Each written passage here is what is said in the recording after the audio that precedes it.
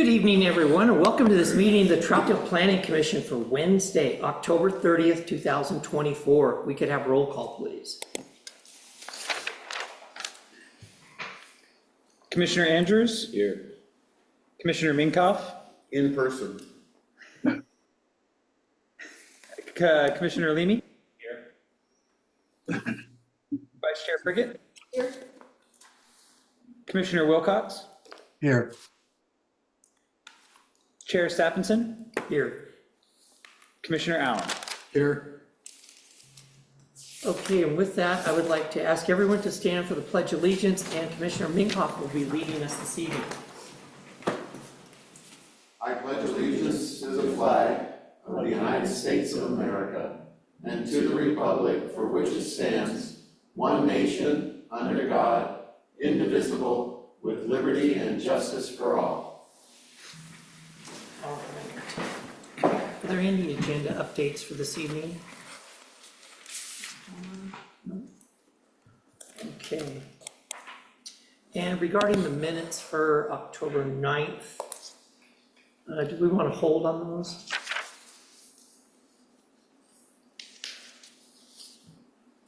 Fine with me. Ms. Palmer? We received some changes from Commissioner Wilcox, and we will incorporate those changes And come into the back. minutes and bring them back. Okay. So bring those back, and then we will be moving on to the continuation of the public hearing, correct? Correct. All right. And with that, we get to go back through hearing procedure. It's all right. Gives me something to do. I feel it. All right. Okay, before we open the public hearing for tonight's item, which is case file LU 0014-2024, 1360 Southwest 257th Avenue. This is a continuation of the public hearing from October 9th, 2024. And before we open the public hearing, I'd like to explain a little about the Planning Commission, the procedure we'll be following for the public hearing. The Planning Commission is an appointed 7-member volunteer body of Troutdale citizens. Members of the Planning Commission are Troutdale residents who've been appointed by the City Council. They serve 4-year terms. They're strictly volunteers and receive no pay for their services.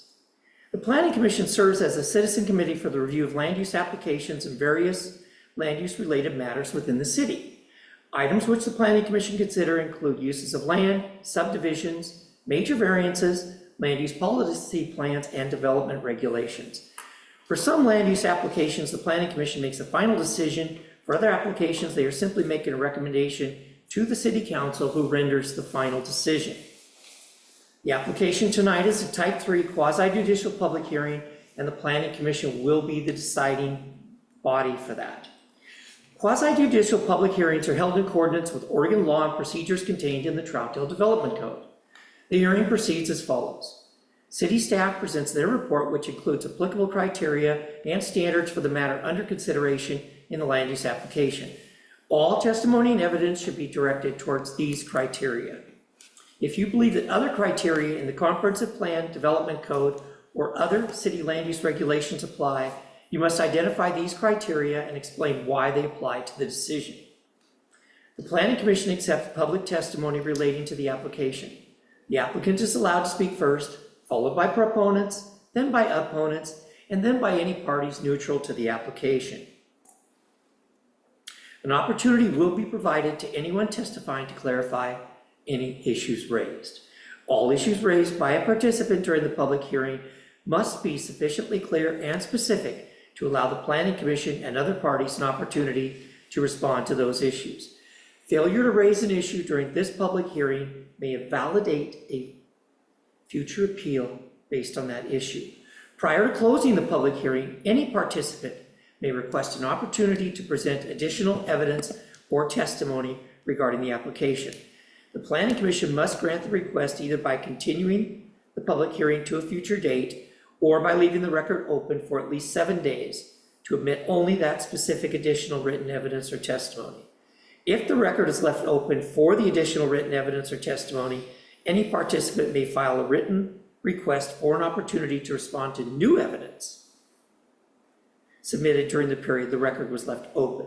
If such a request is filed, the Planning Commission shall reopen the record to allow any person to raise new issues which relate to the new evidence, testimony, or criteria for decision-making.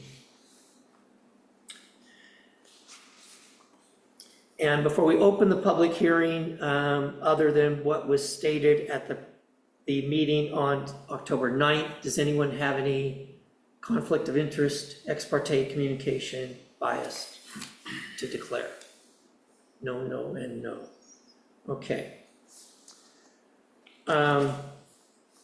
And so at this time, we will open the public hearing for case file LU 00142024 1360 Southwest 257th Drive. And this is a continuation of the public hearing from October 9th, at which time the applicant testified, staff presented their report, and we received a number of testimony from residents from the city. And after that, there was a request for a continuance, and so here we are today with date certain of October 30th. Miss anything? No, that's an excellent timeline of events that have occurred on this land use case.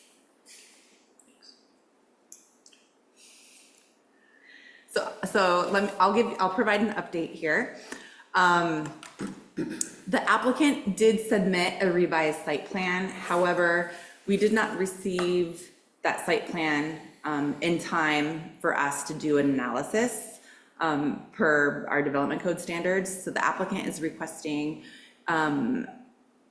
another continuance to our next meeting on November 13th. And they're waiving time? Yes, they're waiving their 120 days. Okay. Yes. And so at this time, the applicant's requesting a continuance, and the continuance would be to date certain of November 13th, 2024. Do you believe staff and the applicant will be prepared at that time? Yes. Okay. So at this time, I would entertain a motion for continuance for case file LU 00142024 to date certain of November 13th, 2024. This is Commissioner Andrews, I so move. I second. Okay, we have a motion and a second. Sorry, Shirley Prickett. Okay. To continue application LU 00142024 to date certain of November 13th. Is there any question or discussion on the motion? We will get the analysis in enough time to. 1 week prior to the Okay, thank meeting. you. Okay, hearing none, would you call the roll, please? Yes.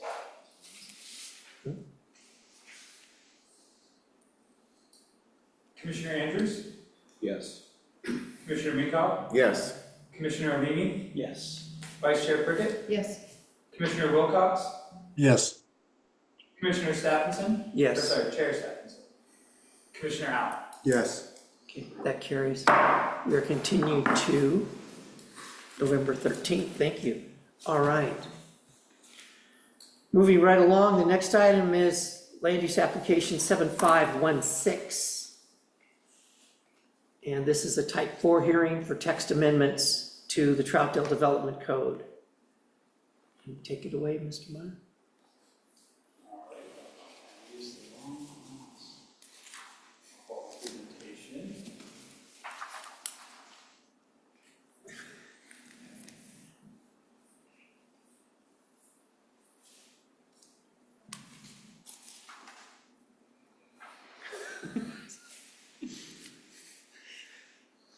It's a hefty one. You see how many pages that is? Yes. All right. My name is Dakota Meyer. I'm the associate planner here with the city of Troutdale. I'll be presenting a staff report for a proposed omnibus code amendment, which is an overarching code amendment to the Troutdale Development Code under case file 75-16. Here's a zoning map representing the city. The request is initiated by the city, and the city is the overall applicant. We are proposing to update several chapters of the development code to bring clarity and uniformity to the current code while correcting Scrivener's errors made during the previous code amendments. Amendments are replacing sections inadvertently removed during previous code amendments, updating definitions with current language, updating referencing numbers throughout the code, and then basic uniformity edits. Here is a breakdown. There will be 2 slides on this. They're a little text heavy of basically what's being proposed, what amendments are being proposed in each chapter. For chapters 1 and 3, chapter 1, we're updating definitions, adding 2 new definitions, and then updating the current definitions with updated language. In chapter 3, we'll be adding the new gym use to use tables in the MU1, MU2, and MU3 zones, as well as the commercial districts and the industrial zoned areas. In chapter 4,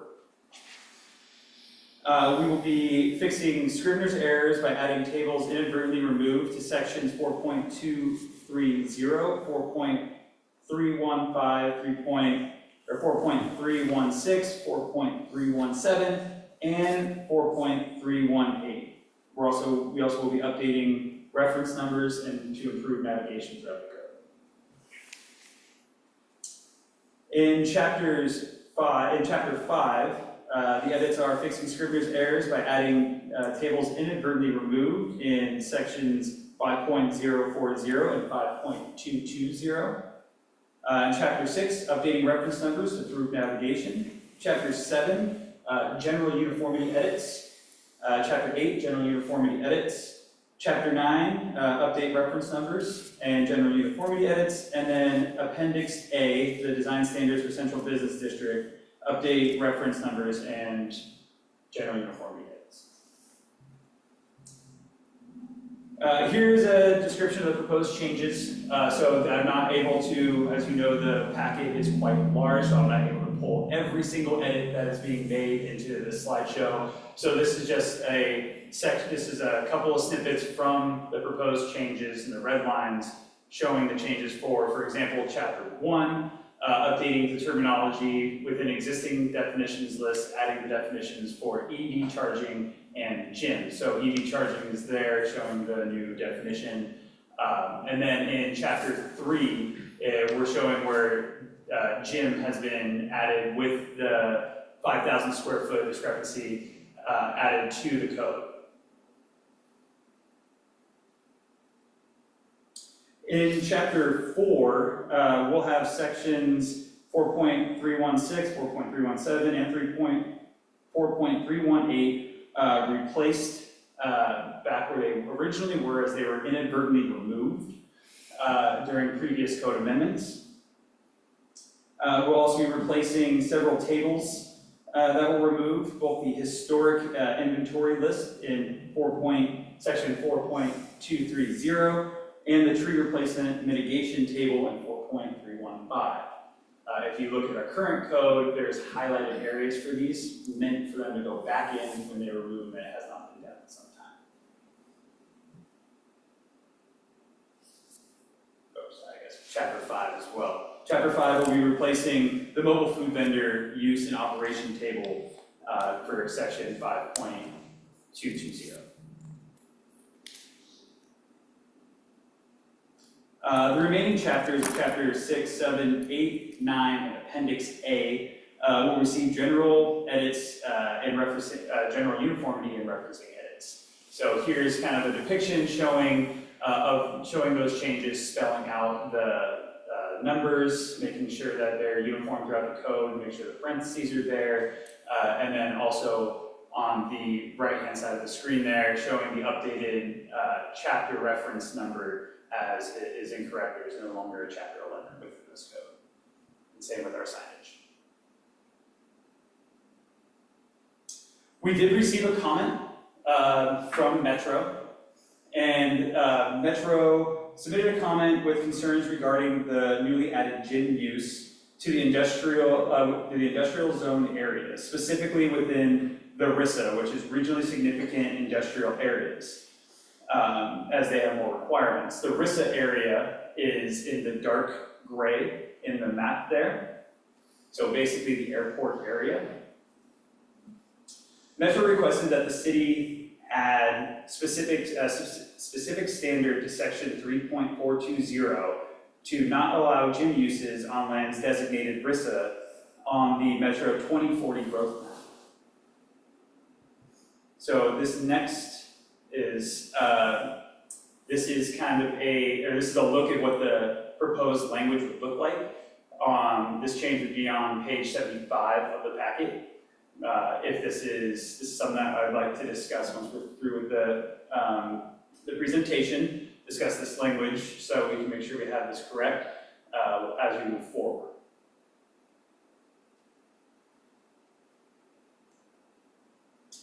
Next is proposed findings. These are the approval criteria that will be used by both Planning Commission and Council. The proposed change to the development code does not conflict with applicable comprehensive land use plan goals and policies. The proposed change is consistent with the applicable statewide planning goals. The proposed change is consistent with the applicable provisions of Metro Code. Public need is best satisfied by this particular change, and the change will not adversely affect the health, safety, and welfare of the community. Staff finds that all these criteria are met. Recommendation, staff offers the following recommendation for the conduct of the October 30th, 2024 public hearing regarding the proposed amendments to the Troutdale Development Code. Recommend approval of the proposed text amendments to the City Council for its consideration at 2 public hearings. City Council hearings are scheduled for Tuesday, November 12th, 2024, and Tuesday, December 10th, 2024, with the earliest effective date being January 9th, 2024. If the matter is continued, the above schedule will be effective. Thank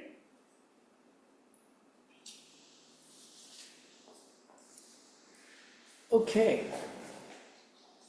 So, we're probably just gonna start going through this. That's okay? All right. I guess I'll start. First question would be on, and I'm gonna reference these by where they are in the code, okay? So 1.1, under applicability, the second paragraph, property located both within the incorporated city limits, scenic area, and we talk about stormwater management.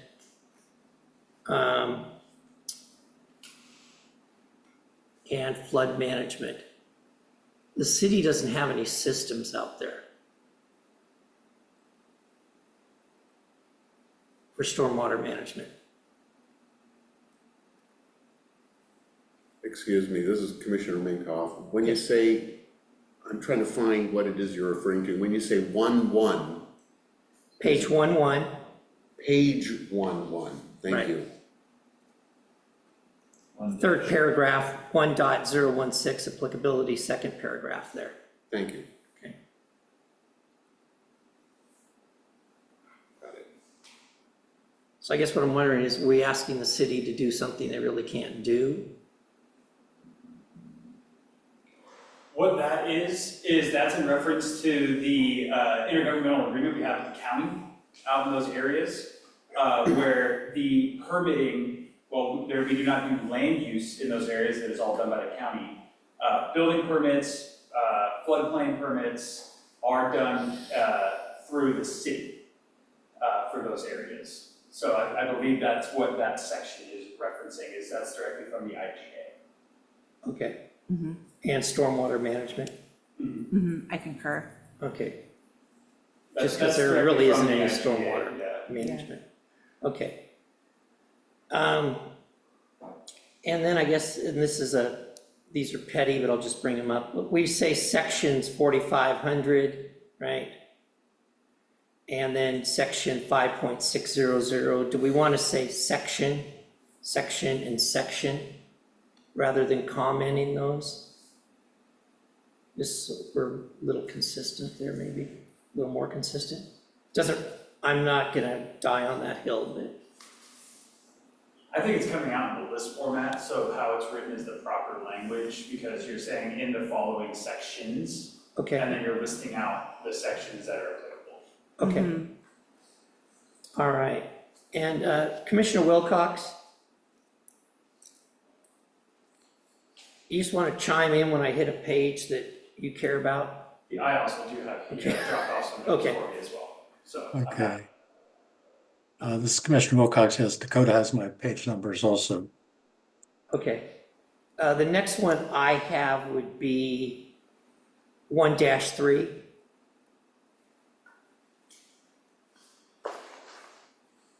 And we go down to the paragraph that's building footprint.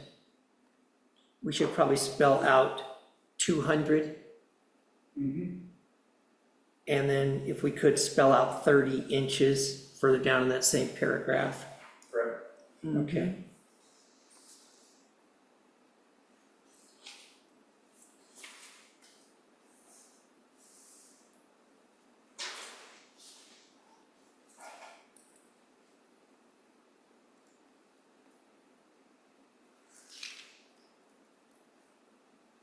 And then my next one I wanted to talk about was entertainment major and minor, if anybody has anything. Does anybody have anything before that?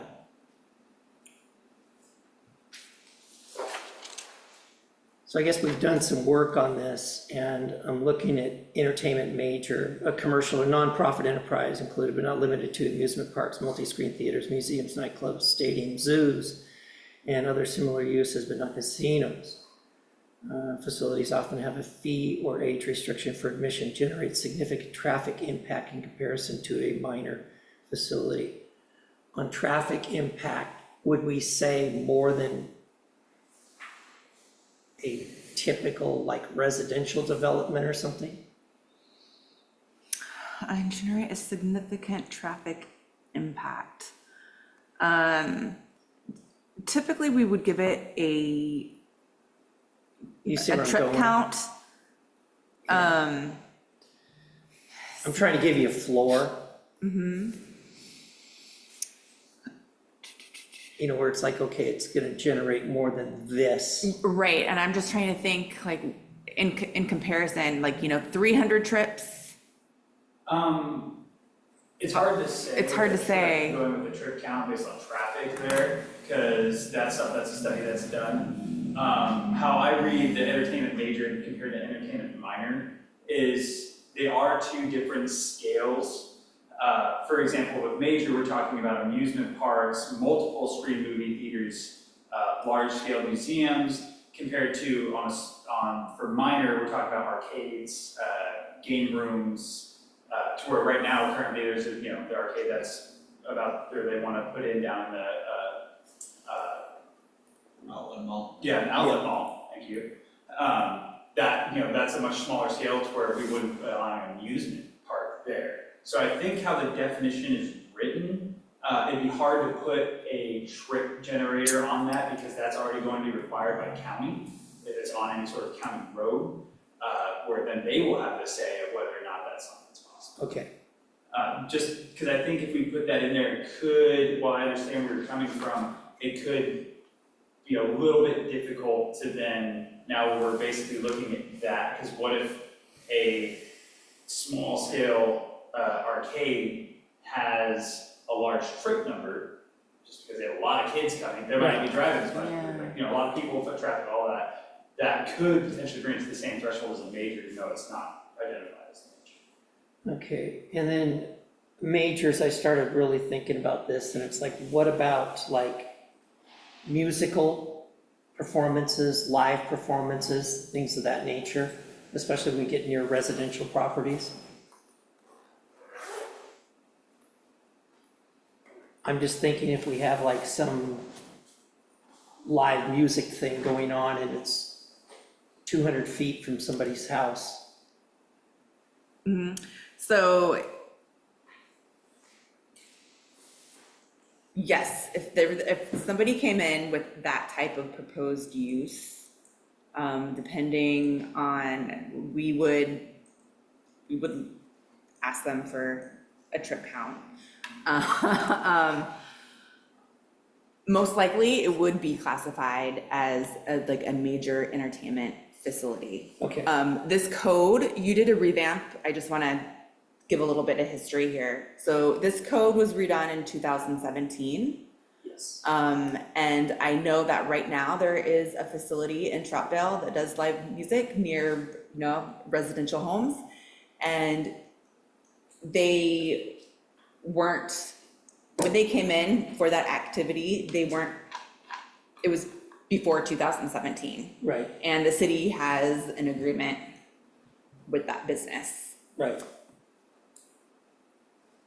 So that's how that business operates now. But if a new one were to come in. That's what I'm thinking. Yes. And I'm just trying to differentiate a little bit between major and minor, and I think that some of these things are becoming more popular, and maybe you want to add that to the deaf. I think at the same time, if we put in musical, that could change, because for example, we have large scale, AKA concert venue, or you have small scale, someone who's say in downtown at one of the local establishments playing music. What's the threshold there?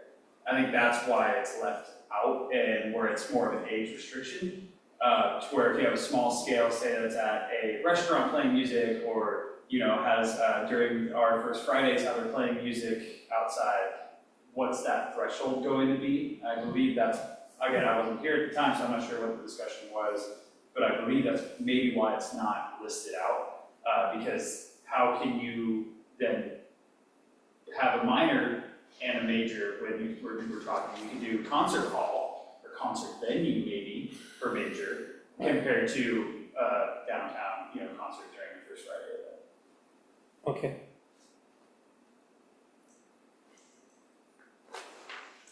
All right. Commissioner Wilcox, how you doing? I'm good. You're getting close to me, though. Okay.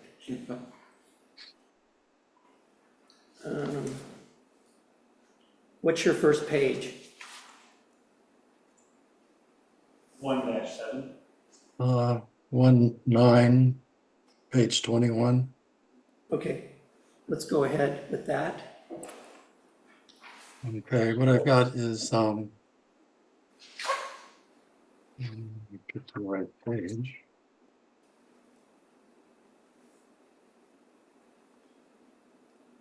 It's actually 111, page 23.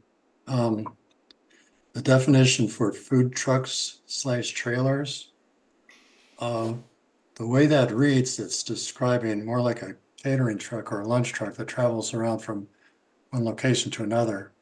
A good example would be, I don't know how many of you are familiar with the guy, but it's a guy that does a barbecue truck that parks at Troutdale Road in Stark on weekends. It's so totally self-contained and it's entirely mobile. That's the way your food truck / trailer definition reads. It describes what he does, but it doesn't. I'm not seeing any in any of the four definitions that accurately describes what we refer to as the food carts and the food cart pods, like Troutdale Station and Highlands. That definition doesn't really work for me, the one you've got now.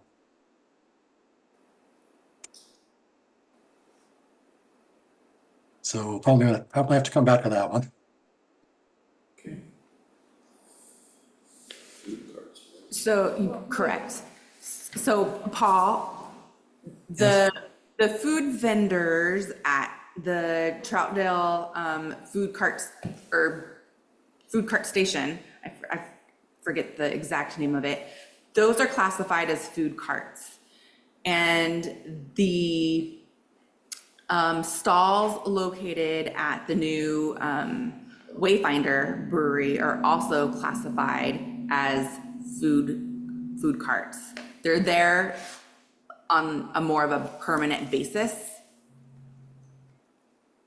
Yeah, but if you if you back up to the previous page, your definition of food carts isn't even close to what they are at Troutdale Station. Food carts are actually different, so all of them are considered food trucks. Mm-hmm. Food carts are more of a, Kiosk.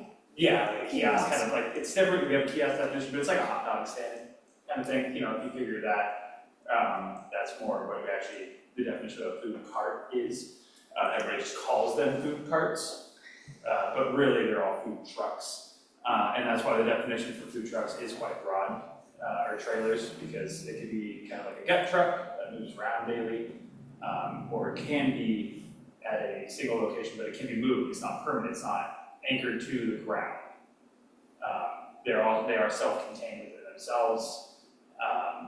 You cannot sit at them, you can go to another location and sit, which is how the food cart stations are, or pods. You can't sit at the food carts themselves, you usually have an area that you can go eat. That's a business that has multiple food trucks that can come and go as they please. They just have to move in and out. Okay, related to that also, if you go to page 128, there's a chart there that talks about food trucks / trailers not requiring facility hookups and their stays of being limited to limited duration. So that doesn't really match what we're seeing at Troutdale Station either.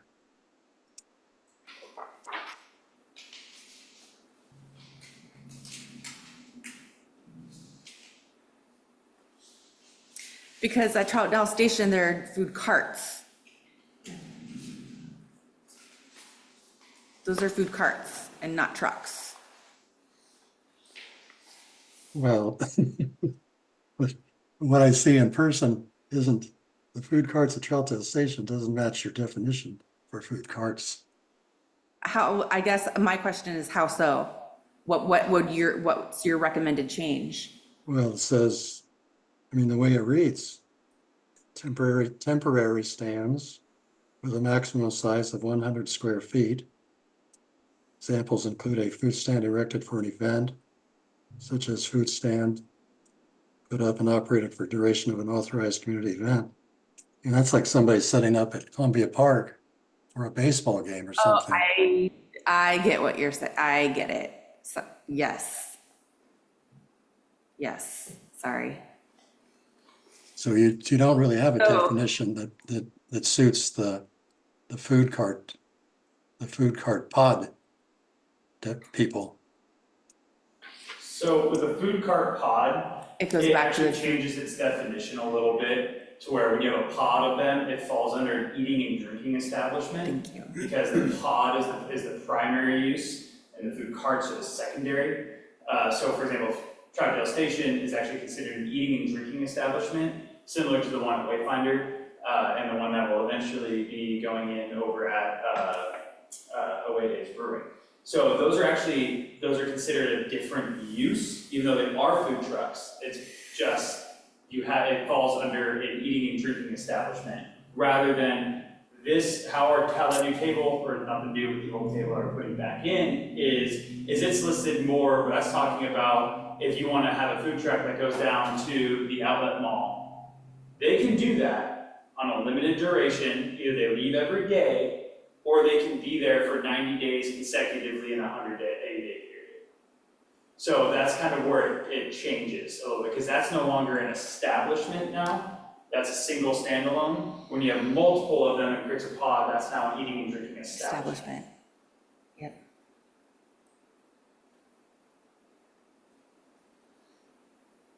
Clarification. Sorry, Commissioner Howell. I didn't think about this scenario. I don't know if it's a possibility or if it might happen. But let's say you have a food truck with a drive-up window, right? And it's in your downtown area that doesn't have drive-up. What wins? If it's a standalone, it has a drive-up window, then it's a food truck, or food, whichever one falls under either of these categories. It's not an eating and drinking establishment. Right. Yeah, but if it's in your downtown where you don't have drive-up, what wins? It wouldn't be a permitted Wouldn't be it a has to be part of an permitted use. eating and drinking establishment. It has to be part of a food cart pod. So if you look at actually the land use table, this makes it really clear to me. On 315, page 64 of your packet, or actually, sorry, maybe that's the wrong page. I take that back. Mixed use, page 65. Page 65 of your packet, page 316. Under eating and drinking establishments, you can see there you have food cart pod falls under that land use category.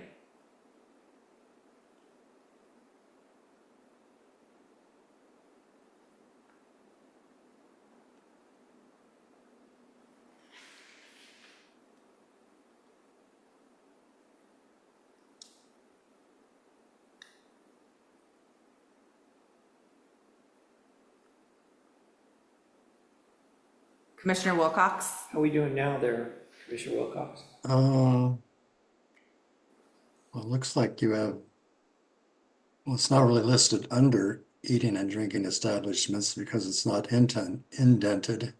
It's a separate classification all by itself. So you're essentially saying the food cart pods are essentially outdoor, what do you, are those ones they have in the mall? Food court? Food court, yeah. So it's an outdoor food court, basically? Correct. Pretty much, yes. Pretty much. Oh, okay. Unless it's a pod. Why would that be different? It's essentially the exact same thing. It's like an outdoor food carts pod, depends on how, like, The standard's higher. And that's the reason why we have these listed out, but we don't have a definition for it, is you'll notice that throughout the code a lot, is that there's too many nuances within planning to have a definition for everything, but having the use is important. So that's why the use is there for these types of potential businesses, but having definitions, otherwise our code will be very long with definitions of everything, because there is a lot of nuances when it comes to planning and these types of things, where you can look at one thing, for example, as Commissioner Allen mentioned, which one takes precedence. We have to look at the uses first and foremost, and then go from there, and then continue to work through. It's part of the job. Do you feel this covers everything for you? Okay. Commissioner Wilcox? Okay, I can see where you could have a separate classification entirely for food cart pod. I'd probably, on page 65, I probably would suggest indenting it so it falls under eating and drinking establishment though.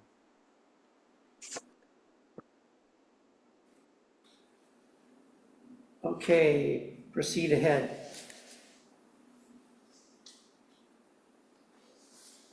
I've got one on the next page, actually.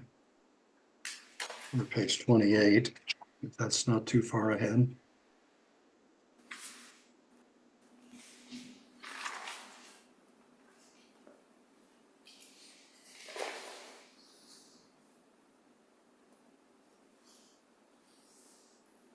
You ready for me? Dash 28 or 1-16. Right. Under office, activities offered by a lawyer, architect, engineer, accountant, artist, teacher, real estate, insurance sales, financial advisor. All those words are individuals except for real estate and insurance sales.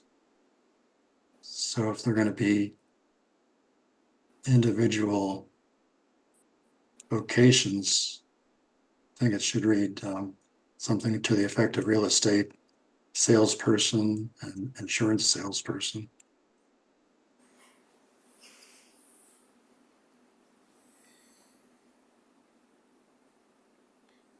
Or even you could replace real estate with realtor. that would work. Or insurance agent, that would work. And No, they're all talking about a person other than those two. Right, but they're really not talking about a person. Right. Because like an example, you could have a law office that has 15 lawyers in it. So do we just want to change that terminology?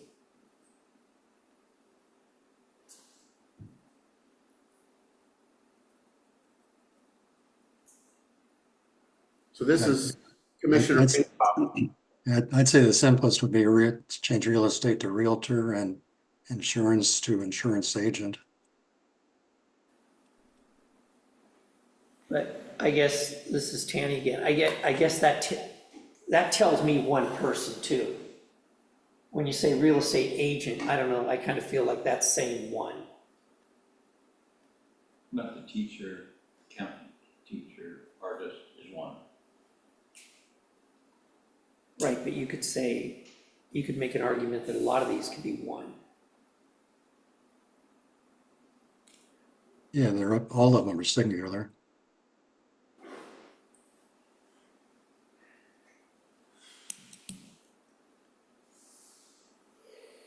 Do we just want to say, or types of businesses? This is Commissioner Andrews. I feel like the general point is getting across that it's the type of business that is conducted in the facility. It doesn't matter if it's conducted by necessarily or a group of individuals.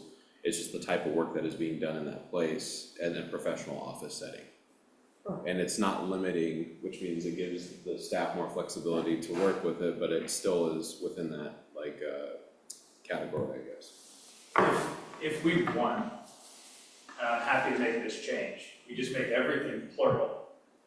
Because as we read, it says includes but not limited to activities offered by lawyers, architects, engineers, accountants, artists, teachers, real estate agents, insurance sales, financial advisors, and then it continues to go professional services, medical services, or clinics, and veterinary clinics. We can just make everything plural throughout that sentence. If that makes more sense. I'm getting a lot of head nods.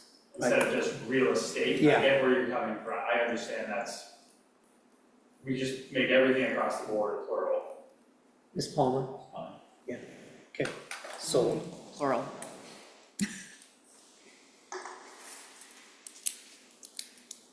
All right, you're back in the hot seat, Commissioner Wilcox.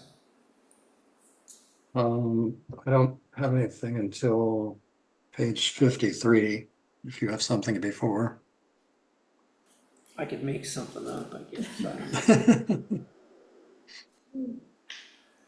Okay, my next one would be 121, 1-21, 1.030 airport overlay definitions, and I know these are picked up from the FAA, but just for the record, from a consistency standpoint, do we want to spell out the feet Yes, in those? Yes. yes, Okay, yes we do. all right. What'd you say your next page was, Paul? 50 something? 53. You go ahead, sir.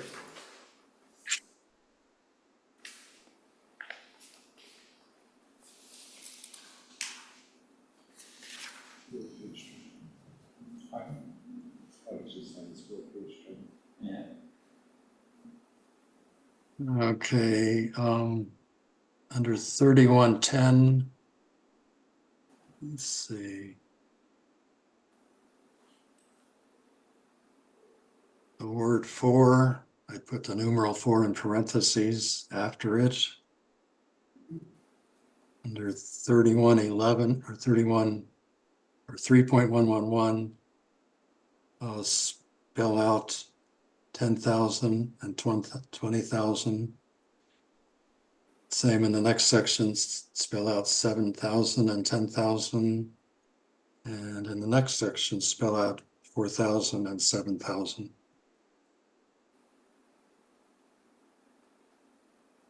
Yeah, I had those as well. Okay.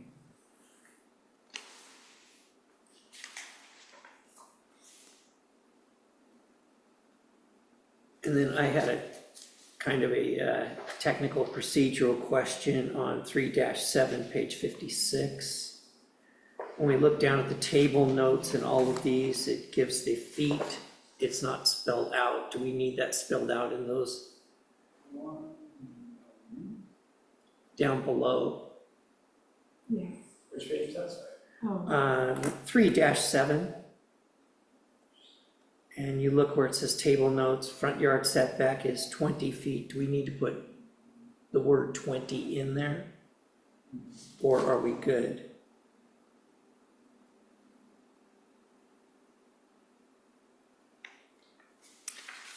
I think we're good. It says, minimum, let's just start with the beginning, minimum lot size, square feet, and then it gives the numbers. I don't think we need to add, No, I mean down below. oh, in the table Yeah, notes? Table notes. table Yeah. notes. Thank you.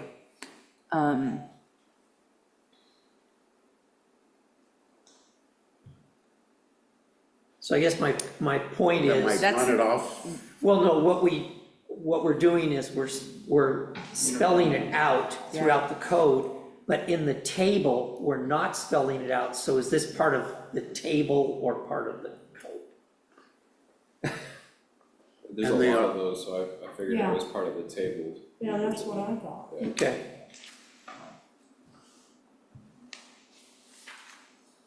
I think in the code it's different because it's a note referring to the table above and not to the code. I just is. I'm just saying. I agree with you. Okay. Commissioner Wilcox, your next one is on page, 72. 3-23. okay. All right, okay, so I'm gonna halt you before 72, and this is kind of a big one for me. After reading this, I'm on 3-20, page 69. And this is D, maximum building height MU3. So when we went from 35 to a potential 55, that was a really kind of a big deal for the community. And it was pretty controversial, and if I read 1, we can move from 35 to 55 on a type 2. And I know this won't be a popular statement, but I think going from 35 to 55 might warrant a type 3. Because where we're allowing 55 down in the confluence, if we go to 75, that's a type 4.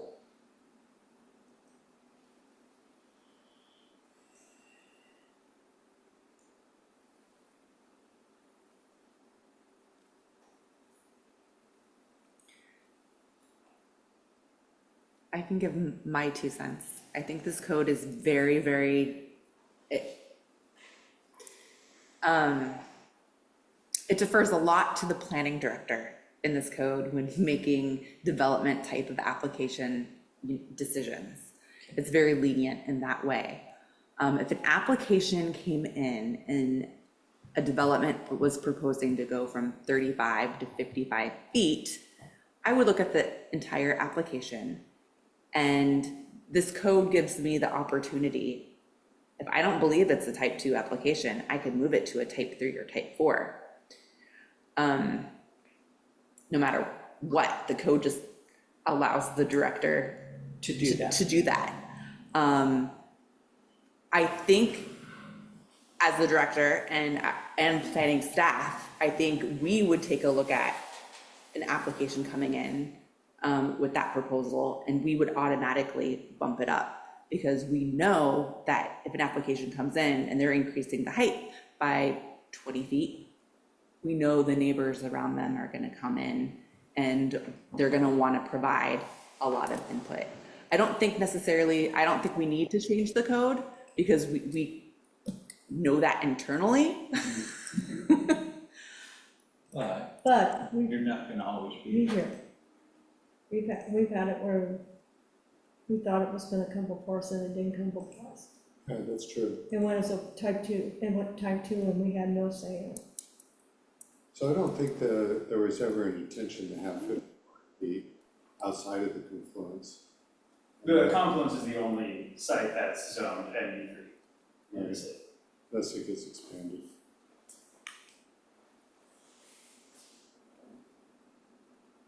And I can tell you, when and if a master plan for the confluence comes in, it's not gonna be a type 2 review.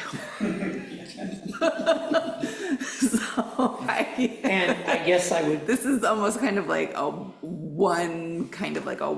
one-off. and I guess I would say I appreciate that, and this is what was used on me before. We're worried about the next guy. Yeah, Because we have had community development directors that probably didn't share that at times, or planners. And we're just trying to make sure that we're covered. But I'm just wondering how, a 55 is a type 2. But we're just assuming that we're not going to grant a 55 anywhere else than an MU3. Right? That's correct. Because that's the only zone you can do, that you can Today. do that today, yeah, they'd have to change the code if they wanna do it. somewhere, Okay. Since I'm stirring up trouble, Uh-oh, I'll go to my next one, 3-23. Page 72, 3.325, additional requirements, B, entertainment major, within 200 feet of a residentially zoned property.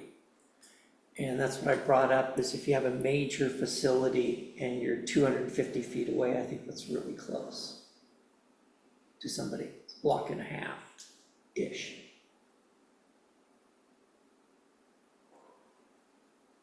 I would share your concern based on comments I've heard from neighbors, even on existing. I'd love to see like 1,000, but I think that might be a little frisky. 500 I think might be more realistic. That'd be what, 2 blocks, 2.5 blocks? 2.5 blocks. Yeah. And just to remind everyone, we don't have any major entertainment businesses in Troutdale Today. today. Right. Yeah. Well, I would agree with what you're saying, 500. I got 250, got 5, 5, 5, 750, do I hear 750? You go now. I got 5, I have 550, 5. I have on that same spot, I have a grammatical Yes. Yes. change. You already know that? Paul pointed it out to me. Yes. 200 and, Yep. remove the Yeah. and. Hey, that was mine. Yeah. All right, I'm second to the table. Are we changing that to Yeah. 5? 500. Okay. Making a note. Okay, where you at now, Paul? Well, discovered that one. Let me see what's next. Page 81. Okay. I'm gonna go first then, and that would be 3-30, page 79. And we're gonna go down to paragraph E, notwithstanding parts 2 and 3 of the subsection. Before we go there, can we discuss the comment from Metro regarding adding some language to section 3.420. Yes, I should have done that, I'm sorry. I was keeping track of where we were at, so I just want to make sure that we come to a, So I guess the first question I've got is, why would they be concerned with who goes into that space? That's classified as regionally significant industrial land, so they only want job land in that area. And the only RSIA land that we have in Troutdale is the airport property itself. so that was the phone. Can you pull that map up? Of course. This is a phone conversation I had with Metro. After sending them, I responded with our findings. And they were, let me pull up the map real quick. It was a good conversation with Metro. They agreed that it's a minimal thing, but it is something that it's on their 2040 growth map. And it is listed, they just want to make sure that those areas are used for, basically the regionally significant industrial areas are to be employment only. And they're in the 2040 growth map and in the Title IV, if someone's living in that area, they were living there and then the zoning came in, then you would be able to have a gym or a community collective space and it wouldn't be an issue with RISA. But since no one's living there, it's in the industrial area, they want it to be available for those industrial areas. And through our conversation, they asked if we could just have where RISA is the issue that they're concerned with, that's their primary focus. If we could just have it to where it's not, we don't allow gyms in that specific area, then that's okay with that. Is that the airport? Yes. And speaking with Metro, they understand that the likelihood of us allowing a gym in that area is slim to zero. Yeah. The But it's just likelihood that of we have some anybody language in there. allowing it, because it would back all of the airport facility Exactly. costs back onto So the that's why they asked taxpayers. if a simple line in our code would suffice.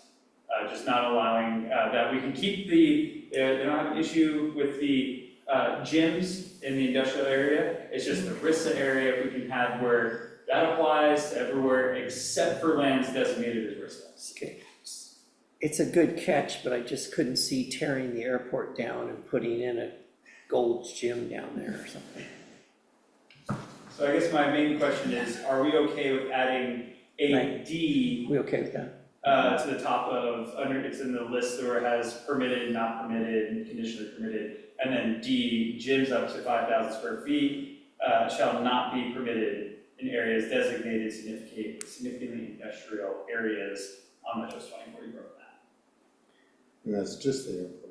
It's just, Yeah. It's Yeah. just the airport. It's good to know, though, that they consider that regionally significant property Considering these. will be coming with a request. It makes sense.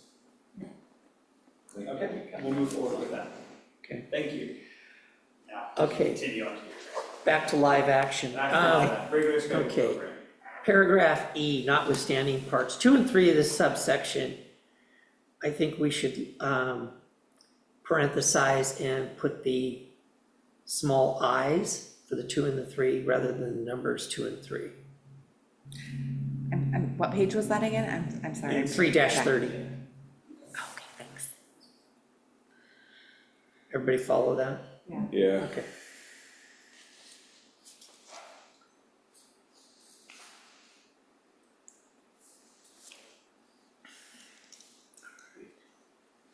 Okay, I'm clearing to chapter 4. Commissioner Wilcox? Okay, I actually noticed one on that page that is similar to my next one I have. Under 5D, we have 40% then followed by 40% spelled out and then 40% in parentheses. I think a consistent format would be 40 and then numerals 40 in parentheses, followed by percent, the word percent. Okay, I disagree. okay. This is Commissioner Minkoff. Generally, the proper grammar, and I'm not looking at that specific item right at the moment, but it is generally spelled out 40%, and then in parentheses, 40 and the percent symbol.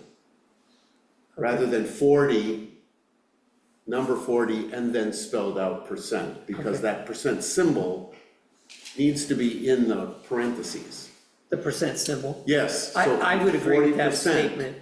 spelled out, 40% spelled out. It is the way there? Okay, That's how we've been doing it in the code previously. So all the changes actually, a lot of these are uniformity consistent with edits this. are consistent with the 40%, and then the number with the percent sign afterwards. What if our action is just to line them all up, one way or another? Yes, that's what we want to do. Okay, that'd be all right? That way we don't have to go through each and Okay. every one of them. All right, just line them all up. Same They're all the thing same. everywhere. Okay, yeah. So they read Sorry. line them up, you can put them all in a row and then line them up. Okay, Okay, my next one actually wasn't exactly the same as that. It doesn't have the percentage. It's on page 81, where you have 1/4 mile. I think I put the 1/4 after, between quarter and mile, 1/4 in parentheses between quarter and mile. you might be right there. And also in that same paragraph, there's a reference to, I run across this 2 or 3 places, a reference to 257th Drive rather than Avenue. I know all the street signs say Drive, but I think the council changed it to Avenue a while back. Isn't it still drive down below? Or no, It is, so 257th, it will be Avenue all the way to Graham, and then the little 257th Drive out of the Outlet Mall. Okay, I think that's the way. That's way, so That's I double Or checked. way, I double sorry. checked this with our addressing member within our team, as well as our assistant planner, because he just recently had this with the other project. And it was changed to Avenue, even though our maps and Google still shows Drive, it is going to be changed to Avenue.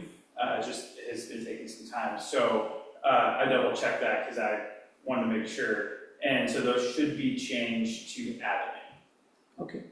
Great.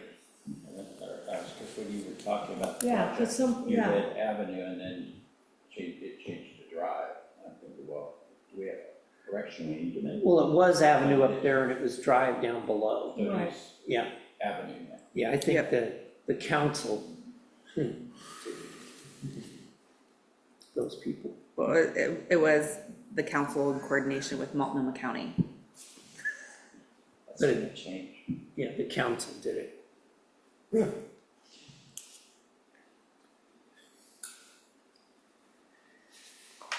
Okay.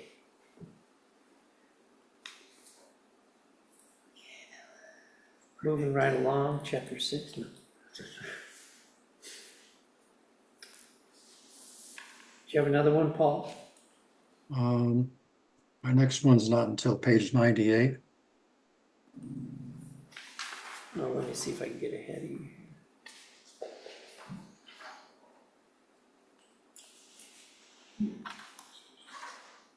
Okay, on page 4-13, page 95. Right, if I start on 414 page, yeah. On 95.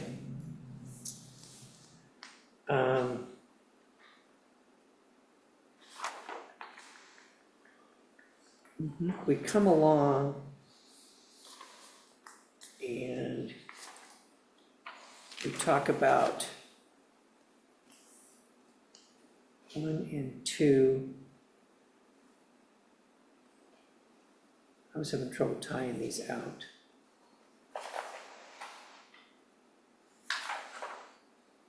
Now, let me hold on that. There was a, one of them wasn't matching up for me.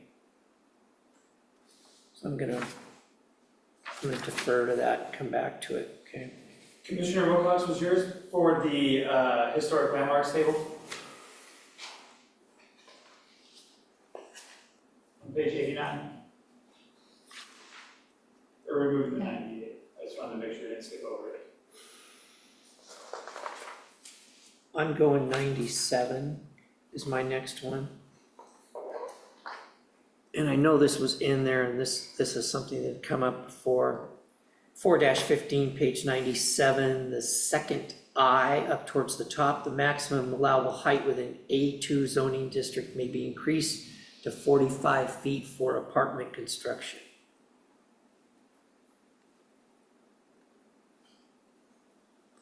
Is your, sorry, 4-14?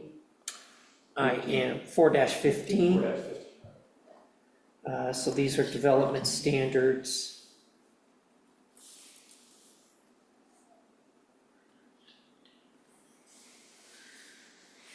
And I believe that was incorrectly pasted.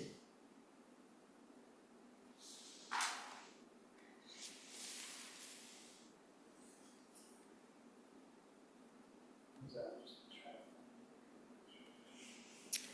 4-15, I am there right now, I'm looking, This is in our, you're in the Vico section? yes. Yeah, Oh, And the it's three yeah, layout. 4-15, page 97, up towards the top of the page. 2 little eyes. Yep. Maximum allowable height within the A2 zoning district, which is now the higher density, may be increased to 45 feet for apartment construction. Oh, I don't believe that's supposed to be there. We leave 35 before? Yeah, Yeah, we never changed it, I don't remember. I don't remember that either. right.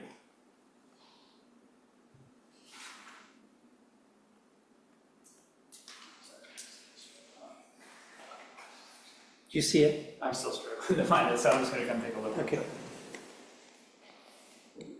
That one. Yeah. Just make sure I make the right notes. Still, 2 double I.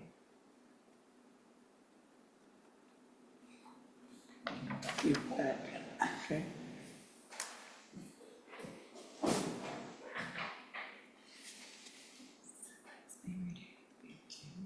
I would move that, Yeah, I agree.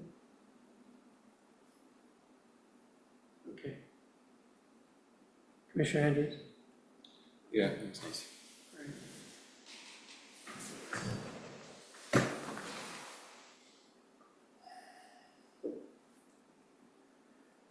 Is that acknowledged? Are we changing it to 35? Yeah.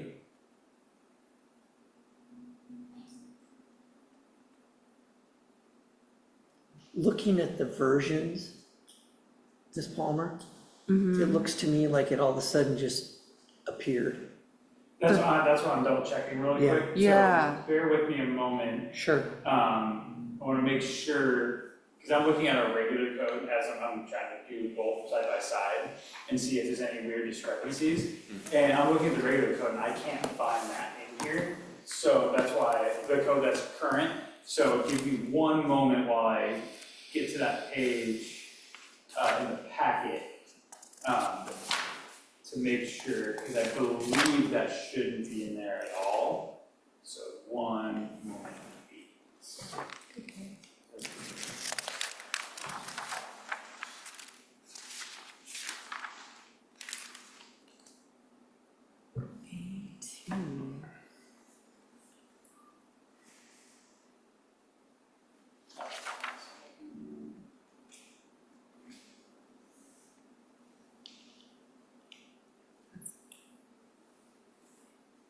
I just want to make sure we have everything.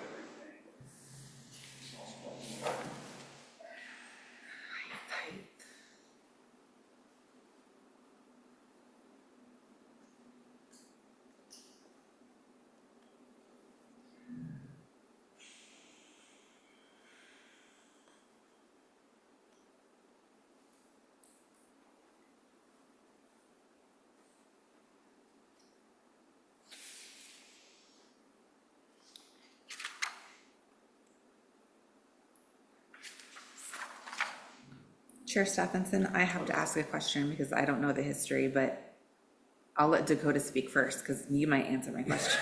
Okay, so I'm checking back, it Okay. is in the current code, so it's just, the things are slightly moved, so, okay. And we wanted to move that to 35.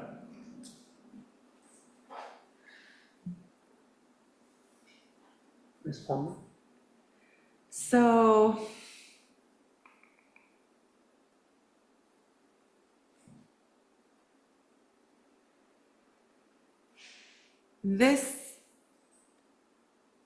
so the maximum height.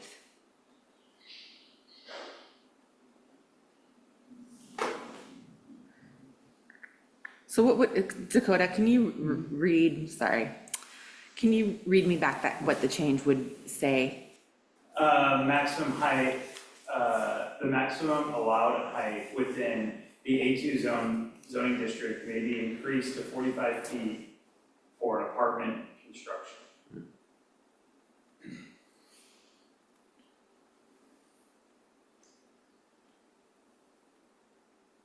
So instead of it being 45 with a 15% variance as an example, it would be 35 with a 15% variance.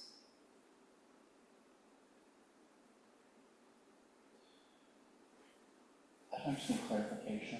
Yes, sir. What does that actually have to do with the section that it's in? That's what I'm, Slope 50. It's in the slope Because district. it's sloped. So it's vegetation corridor and slope district, so slopes of 25% or greater. So that's why, that's why if you read the, notwithstanding the provisions of chapter 6.1300, type 2 variants of this code, where necessary to avoid construction within a vegetation corridor and slope district, the following provisions are available for lots of record affected by the vegetation corridor and slope district.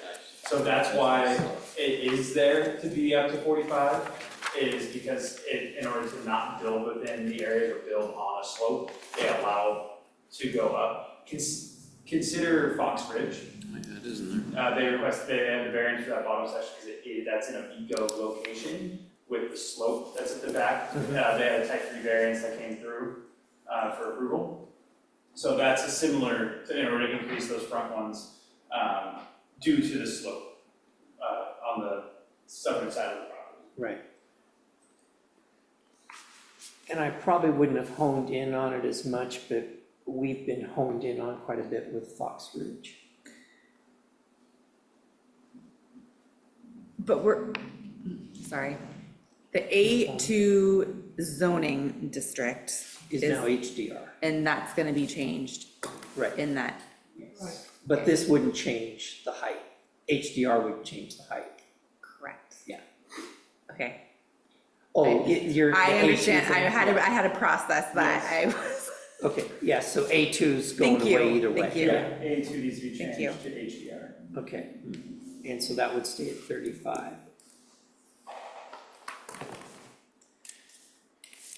And my next question, this is just because I'm not a very smart guy, but I'm looking at 4-21, page 103, section B. Okay, a paved walkway or bike path shall not be constructed closer than 10 feet from the boundary of a protected water feature.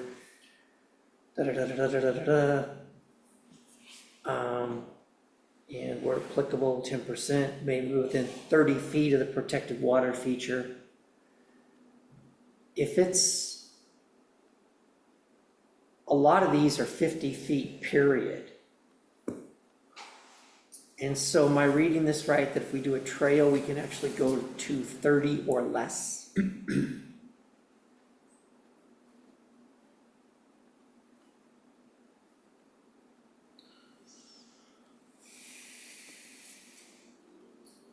what page? 4-21. 4-21, thank you. I have to get there.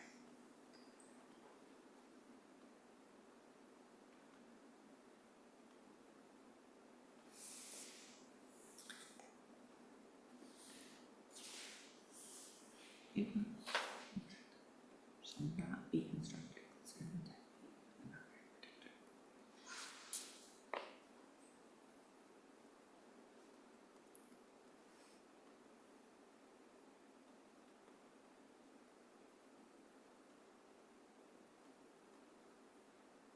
Okay, and you're referring to subsection B at Yes, the top there? yeah. And I'm, sorry, Chair Stephenson, can you repeat your question? My question is, okay, it talks about shall not be constructed closer than 10 feet from the boundary of the protected water feature. Okay, and then 10% of the trail may be within 30 feet of the protected water feature. Where practicable, a maximum of 10% of the trail may be within 30 feet of the protected water Right. feature. And so I was just like, with the biological opinion and those things, right, that have come down, especially with, let's say, a salmon-bearing stream, my understanding is it's at least 50 feet, like, period. And so I'm just wondering, are we in, it seems like we're inside of that 50 feet.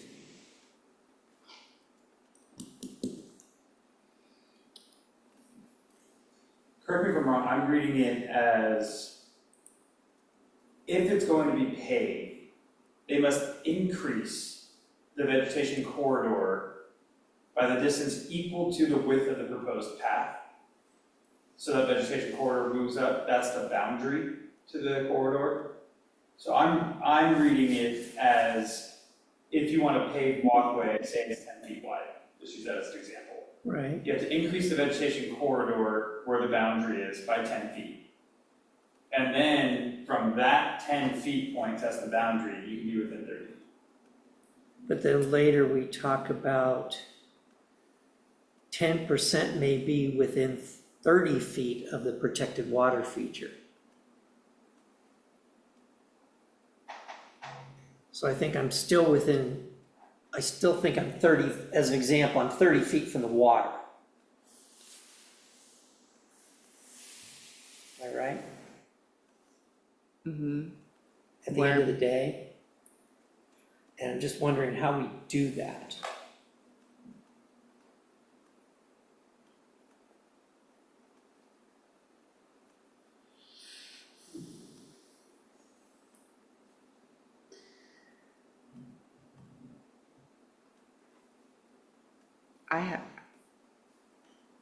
Where it's practicable.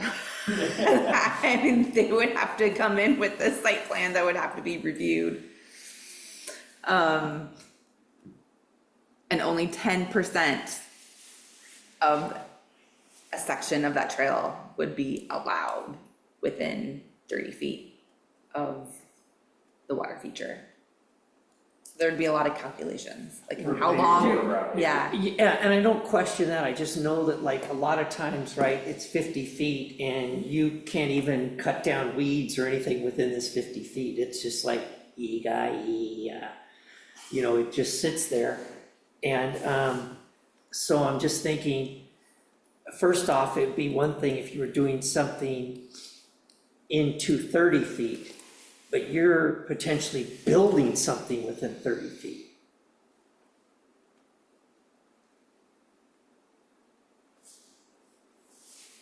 And I just think that could be a significant issue with the habitat. And it could be, oh my goodness, how do I, the new biological opinion, and I know that not all of you are familiar with what is coming down from FEMA because we haven't approached the commission at this point in time to talk about, you know, potential future changes to the code. But our stance right now internally would be that the applicant would need to provide us with a study, a habitat study, demonstrating that no net loss of habitat is occurring on the site with the development that they're proposing. That's a requirement now.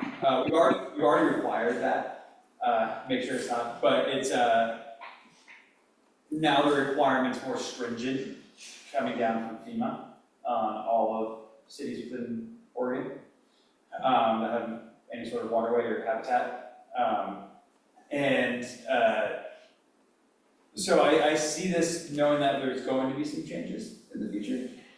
Not sure exactly how much or when per se. We know when we have to have our internal stuff to FEMA and let them know what we'll be doing. This I see as, This might just become a moot point. yeah, that's what that's going to say. It may become a moot point. And I understand May is not great. However, I think with the changes coming down, if they want to do something like this and meet the standard of building a paved walkway within 30 feet of a protected waterway, a maximum of 10% of it, they're going to need to have one heck of a habitat restoration plan and habitat impact analysis done by a professional, submitted to show that there's absolutely, it's a no net loss, zero intrusion can be done in habitat areas now, absolutely zero. So they have to show how they're not going to or how they're going to mitigate to, I think it's 150%. Right, but so you're mitigating the riparian area. I mean, that's if there's no habitat loss. If there's even a 1% habitat loss, it's a no. I'm just not familiar with that. I'm familiar with like a minimum, and I'm not even saying the new standards. The old standards has been 50 feet. 50 feet. 50 feet is for the vegetation corridor floodplain area. That's how you calculate where the vegetation corridor is from a stream or, habitat area, vegetation area. Right, And so that is the standard still, and it is within our code, 50 feet. This is allowing for where practicable, a maximum of 10% can be closer to 50 feet, but no more than 30, or no less than 30.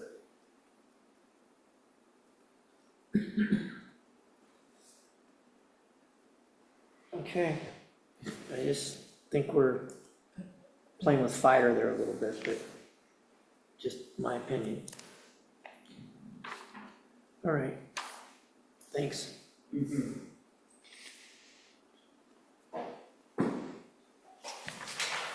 Okay, what's your next one there, Commissioner Wilcox? Back up a couple pages, actually, to 98. The sharp tree replacement mitigation, size of tree removed. I'd put quotation marks after the first number in each series, 6, 13, 19, and 25, to indicate inches. Okay.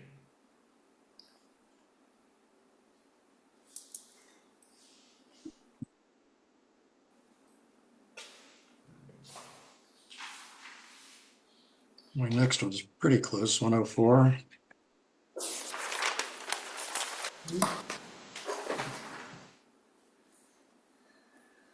Go ahead. Okay, got a couple on this one. The very top right-hand box, minimum width should be width, W-I-D-T-H. Then the very last paragraph at the bottom, you have the word with rather than width, W-I-D-T-H. And also the sentence that starts, the establishment, the with, needs to be rewritten so it makes sense.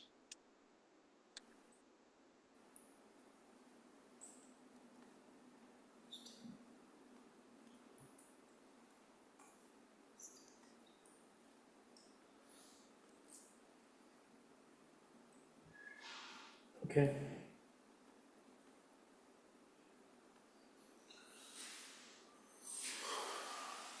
We'll leave that to you.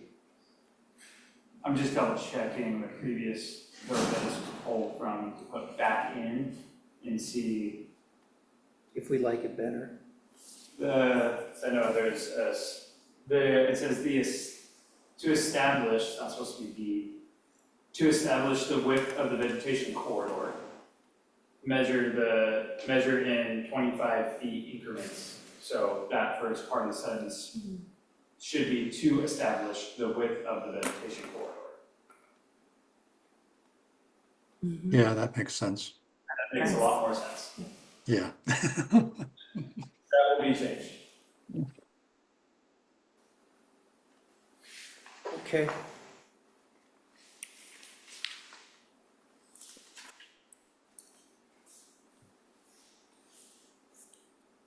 This is Commissioner Andrews on, page 111, 4-29. It references the A2 zoning district instead of the HDR, which was corrected the page prior on the first paragraph.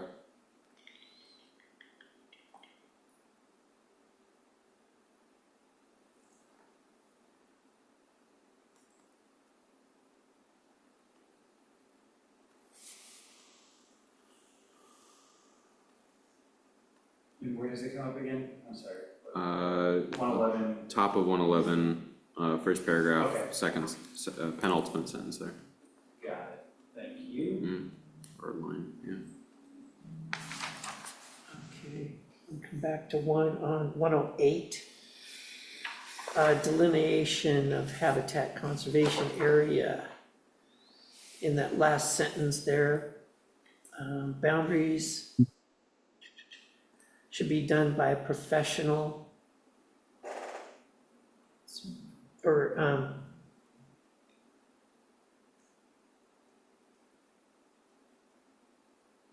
done by a professional approved by the city of Troutdale.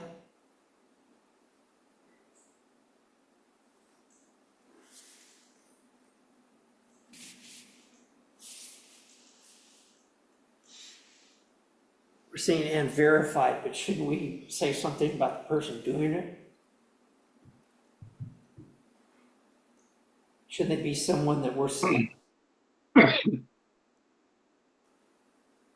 Delineation of, oh, sorry, I'm gonna read this out loud here. Delineation of an on-ground HCA boundary shall be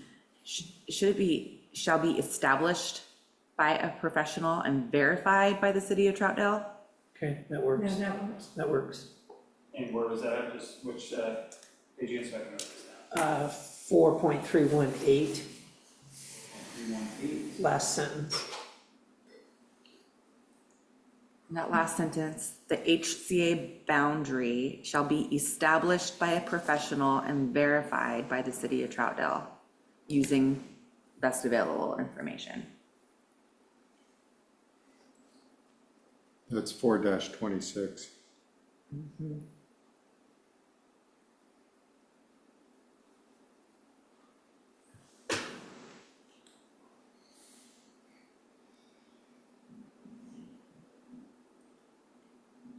Thank you.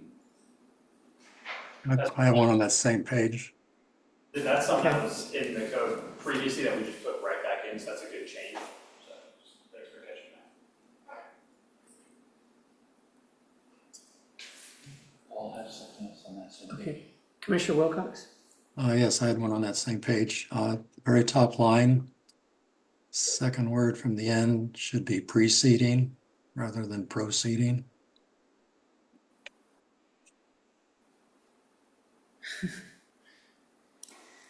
Yep. He only caught that because he's a pro.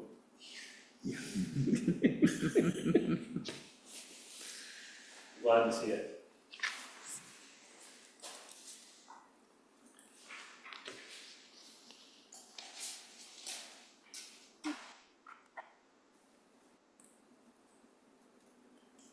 Okay, my next up isn't until 124.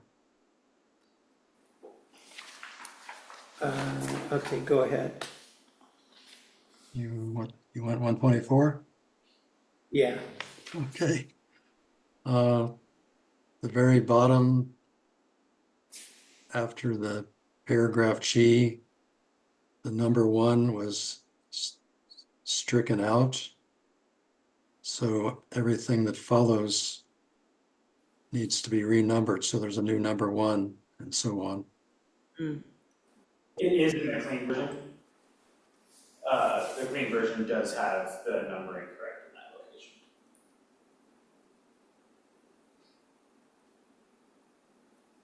And if we go to, And the clean version starts at page 256. correct. This is- Yeah. That's one of those funny things that track changes won't change. when you- Okay, go ahead, Commissioner Wilcox. Actually, the very next page, on 125, under 5, number 5. Says permits shall be obtained prior to installation and be inspected upon completion of installation. I think maybe the word shall should be repeated. So it reads shall be obtained prior to installation and shall be inspected upon completion of installation. Agree.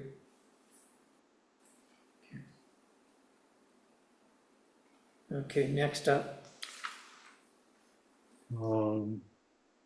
Next up is 128. There's the question about the food carts. I think maybe that was answered earlier, where it says there's the food trailer requires no utility connection, and it's cited for a limited number of days. So I guess if we're considering the food courts or the food pods, food courts, that's kind of eliminates that. So I'll pass on that one. Okay. Let's see. I think it's hard to read my copy. I think it's 214, 8 TDC 827. 827. 27, we're jumping a couple chapters. 214. Am I getting too far ahead of you, Chair Stephenson? You're on page 214. Yeah. Okay. So we'll slow down and let the rest of us catch up to you. Well, I have something on 201 and 213. Yeah. Okay. Just a second, and I'm gonna try to get ahead of you guys.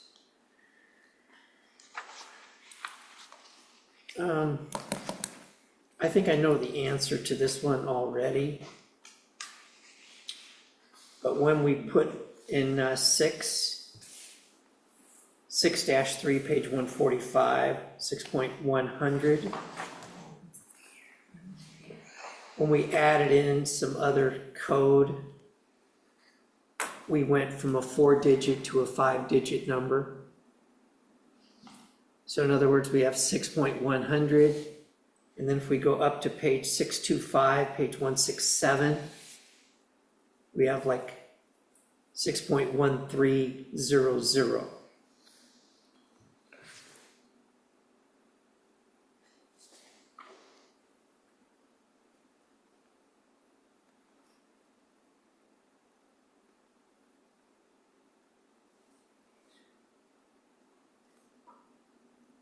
See where I'm at? You're on page 145? Yeah, I'm on 145 and we have like 6.100, right? Then we go to, then zoom on up to page 167. And we have, okay, longer numbers, which means that we can separate them. I guess the question I have is, would we want to integrate those? Integrate meaning we should have 4 digits after the decimal. No, we don't have a 1-3. Right? So all of this 6.13 could potentially go in. Oh, Or do you guys want to leave it where it's at? You see, Ms. Palm? Yeah, that is kind of a confusing numbering system.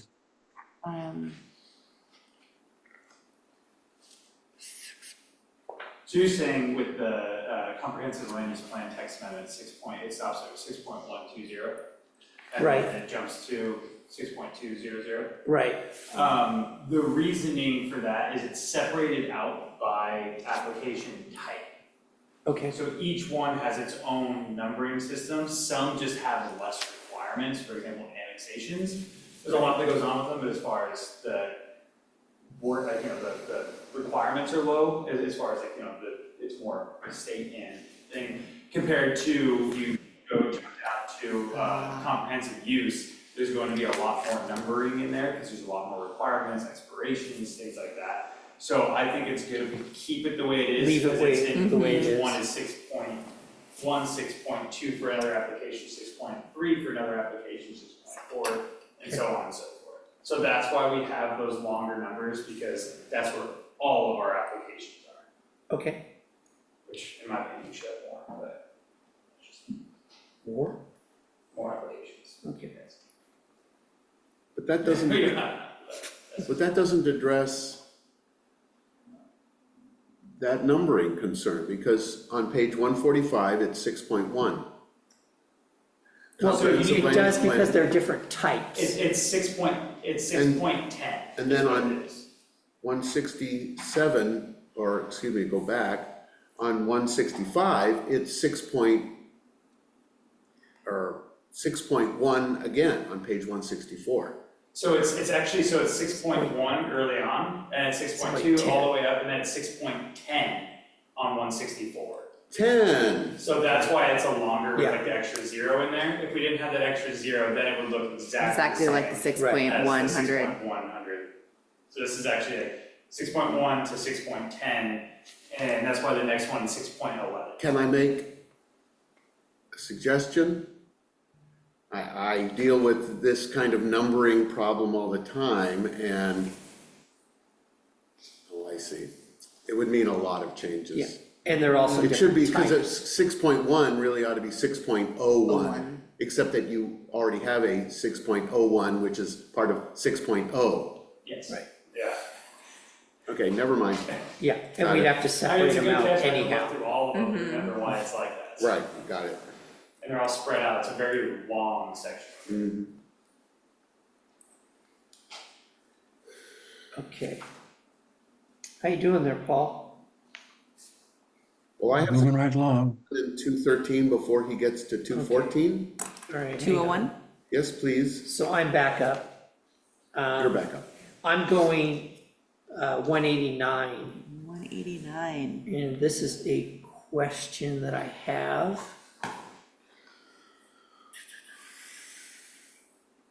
On 8.020B, specific standards. Division 8.100 of this chapter. Division, Section? yeah, can we change all those to section? Yep.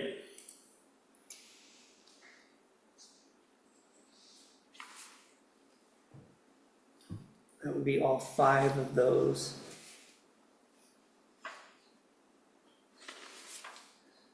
Okay, and so Commissioner Minkoff, I think you're next. Thank you. On 201, Okay. that's section 8.110C2. It says Windows, a minimum of 15, that should be spelled out, 15%, Yes. Yes, instead of the I numerical said 15. 15. I'm sticking with the grammatical changes here. I gotta put the 15 in parentheses with the percent sign, so that you can write it out. That's fun. That's okay. When you're looking at code, trying to find all of them, it's, I don't know yeah. how Commissioner Minkoff and you all have been doing it, because my mind just goes Goes cross-eyed very Good blurry, quickly. yeah. So thank you all for catching these. And then 213, or are you up, Tanny? Hang on 202, Mhm. spelling out 8-15, 8.120. Paragraph 3, off-street parking, 1, 2, and 3, got 5,000 square feet, 5,000, 6,900, 7,000 square feet. Can you spell those out? Which one was that again? Uh, Oh, I see. 8-15, there's 4 of them. Five, B. Yes. Okay, and then, someone hollered that they had another one. On 213, Okay. Well, can we just pit stop here just a little bit? On, 8-24, 211. 8.130, B. B2, we're back into division of this chapter. Okay, so if we could do that to section, and then in C, we just need to capitalize the word code.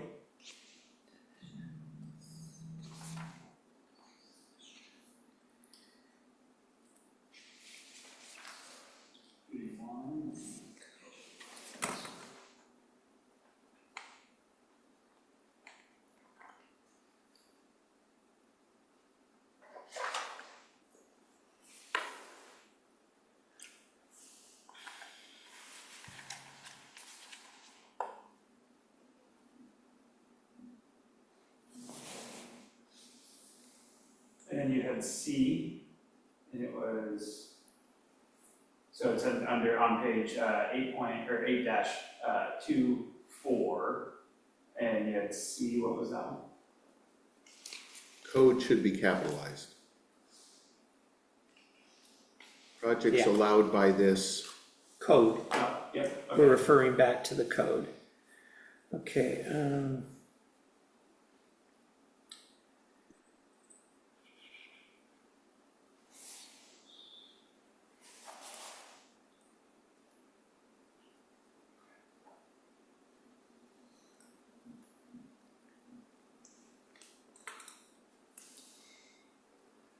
so I had a clarifying question on 8-29, page 216, 8.140, B3, off-street parking. Minimum number of off-street parking spaces, cottage cluster is 0. Right? And 1 space per unit, 1,000, da, da, da, da, da. And then we come down and we talk about off-street credit. If on-street spaces meet the needs, there should be counted towards a minimum of off-street credits.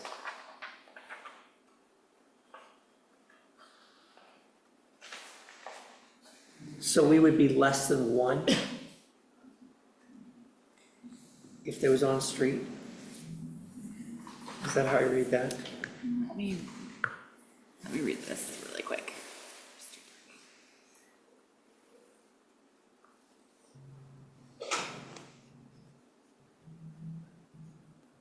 Is that how you guys read it? What page? 216 in your packet, 8-29. I skipped one. You've got 2 people. well, I had page 213, we can go back to Oh, that. sorry, That's okay, I did miss that, sorry about that. that's right. I'm only worried about myself. That's all I'm doing. On-street credit. They should be counted toward.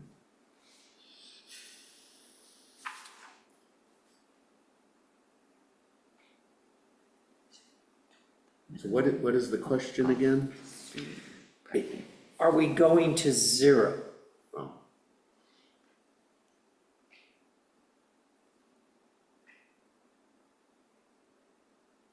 So can I get a credit that takes me to 0?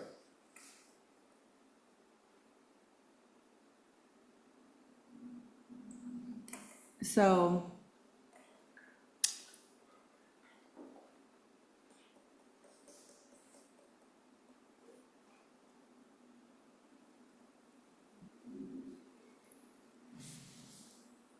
let's just say if you had 3 cottage clusters with 1 parking space each, And they had a parking, But- on-street parking. they have, mm-hmm, They wouldn't have to have any off-street parking. Right. Am I reading that right? mm-hmm. That's, Okay. so it sounds sufficient. And which page is that again, sorry? 216 in the packet. 216, okay. Thank you.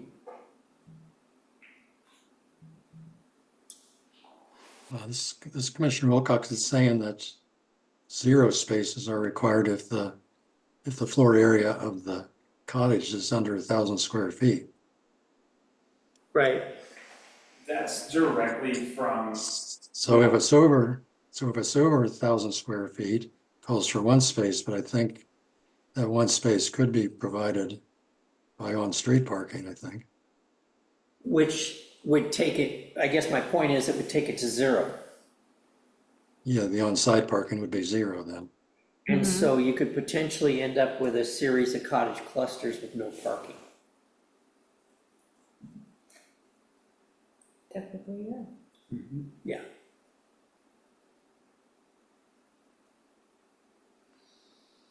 Are you suggesting that's not okay? I'm suggesting it could get interesting in some cases. How's that for an answer? It works. I think, Is that required? well, Maybe. there's a difference between technically And And realistically, realistically, yeah. Yeah. Yeah, and I just always I always want commissioners to keep that in mind. because this is directly from Middle Housing Code. That's how it's written, and yeah, there is a difference between them. Technically, but realistically, alright. so I could have a lot over here with, no, this is technical.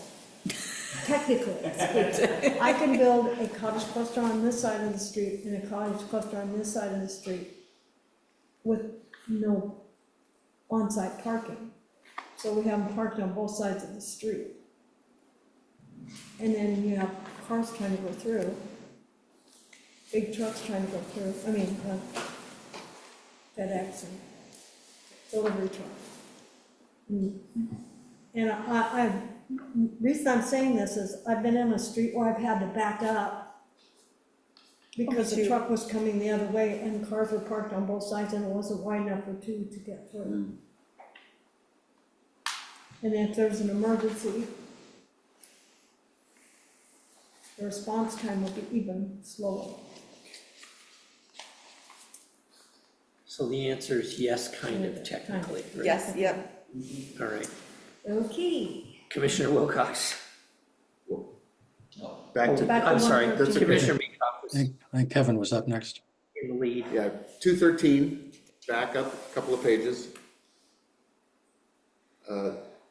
And that is, number 3, there in the middle of the page, it's the same. Oh, A minimum of 15 numerical needs to be spelled out. Yes. And that's, and since we've already gone back a couple of pages, I had a couple of very quick grammatical changes. One I think is very important. A little bit earlier, Okay. can we just jump back to those really quickly? I had them down further in my list. 172, page 172, Okay. it's 7-3. Item 11 on there, near the last sentence. 6 inches in diameter or larger at a point that is 54, there's a hyphen missing in 54. Yeah. That's it for that, and page 176, this is more critical. Item H.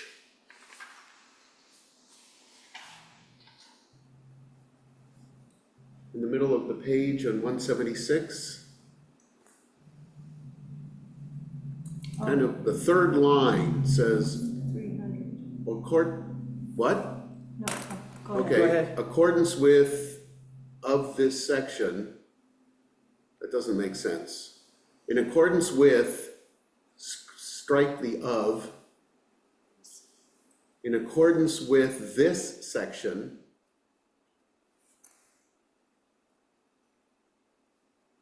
I think you should also scratch the with, the next with. Accordance with this section, comma, spacing of no more than 300, although you've got in parentheses 330.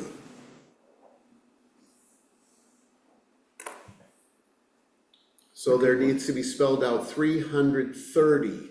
30 is missing. Do you see where I am? Yep. Mm-hmm. I Okay. read, One or the other, I read right? this a little different though, on H, where a full street connection is not possible in accordance with the code. Is that right, Dakota? This comes into play when they cannot do it to the code. Or am I wrong there?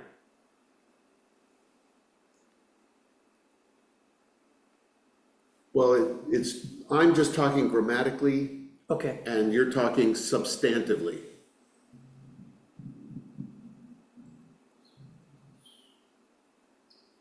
Yeah, the of should be removed with this section. okay, just take that out. Yeah, the of should be removed. Just all of H? No, the word of. Right? Of. With this section. With, yes. This With this section, and then section. I think that the next with should also be struck. So you say, in accordance with this section, Comma. comma, spacing of no more than 330, the word 30 is missing. Here we go. Is it supposed to be 330 or 330? Which one should Or is it be? supposed to be 300 feet? Should 300 be in brackets? Or should it be spelled out 330? It should be whichever one it should be. How's that? I'm just pointing it out. Yeah, I believe, looking at earlier in the section, it should be 330. Yes. And the G above, it's 330. okay. 330. 330, so it should be spelled out there Yes, too. same. Okay, that's it for those two pages. Thank you. Awesome, Welcome. okay. And then you said you had another one? Not till 225. Okay. Commissioner Wilcox, you're up. Okay, page 214, very top sentence under IV. Doesn't read quite That is correctly. supposed to say the garage width does not exceed 12 feet as measured, so exceed is missing there. Okay, Got that one.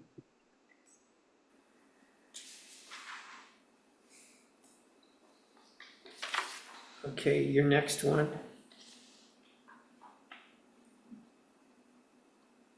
Mine's 225. You have anything before that, Paul? nope, got, I got 224. Okay. Sold. Let me see. 224. Okay. Toward the bottom under 5A, says multiple family, should be multifamily.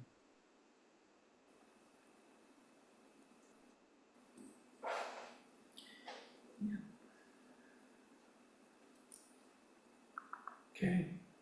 I have another grammatical change for that exact sentence. You shouldn't end the sentence in on, a preposition. It ought to be multi-family structure on which the right-of-way, the structure fronts.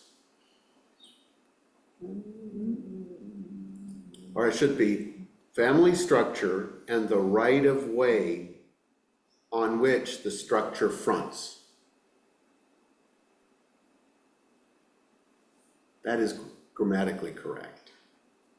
On which the structure fronts.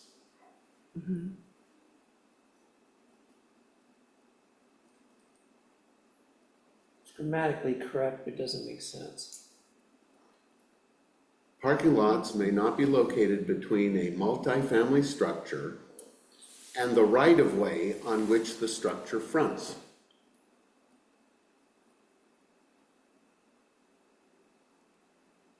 I think so. No. Okay. Because reading it, I've read it a couple times, actually used this one a couple times as well. Okay. I always just end up taking off the on anyway, and it doesn't really read right, but In the right-of-way of when the I structure on explain it which. to others, Yeah. they say that. Okay. Okay, next page, 225, a simple one. This would be II, the top of the page. Is 1/3 is supposed to be hyphenated. Yep, that was mine too, Kevin, thank you. You're welcome, Paul. Okay. Great minds, great minds. Getting late. 228. My next one's 228. Do you have something earlier? No, 239 is next. Okay, so 238, I have, 228, excuse me, 228.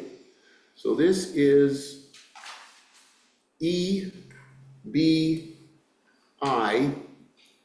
The hyphen after the number is odd. A3, bracket 3, the hyphen should be removed. It's just 3, then the bracketed number, 3, space, foot. The same thing with II below. Do that on the That's second 6 one, too. hyphen No hyphen. foot, no hyphen, remove the hyphens. Hyphens become spaces. Yep. Because if you look up above, the same issue, you have it correctly. In 1A, it says at least 20 feet with no hyphen, so it shouldn't have a hyphen.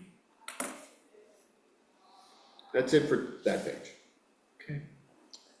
Sure. Oh, sorry. Oh, you're good. Commissioner Andrews? On to that end, on page 231, it looks like we did the same thing on I with the 6 foot high. Yep. There. Yes. Just remove the hyphen. And on 233 with 12 limitation on B2. Yeah, there's 12 space hyphen inch. Okay. Thank you. We're such good proofreaders. I know, I am so impressed What? how good you all are at copy This one was editing on here. page 233, it was the 8.165 B2 under the 12-inch limitation, last sentence.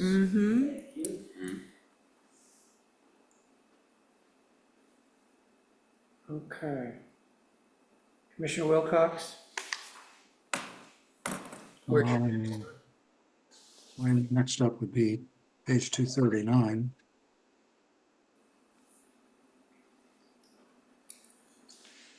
Ready for that one? Yeah, I guess. It's just a repeat, it's just a repeat of 257th Drive under C3.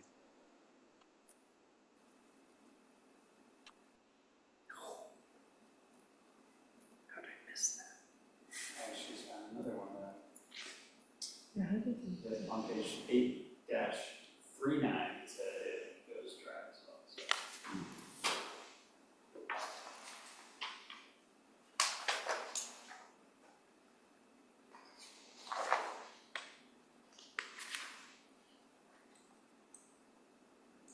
Says dry.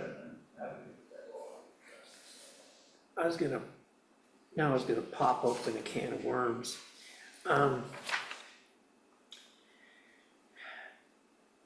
Parking requirements versus recommendations. Or We've got the mini and the max. Right? Can we put in anything that talks about how we came up with that or why we have that?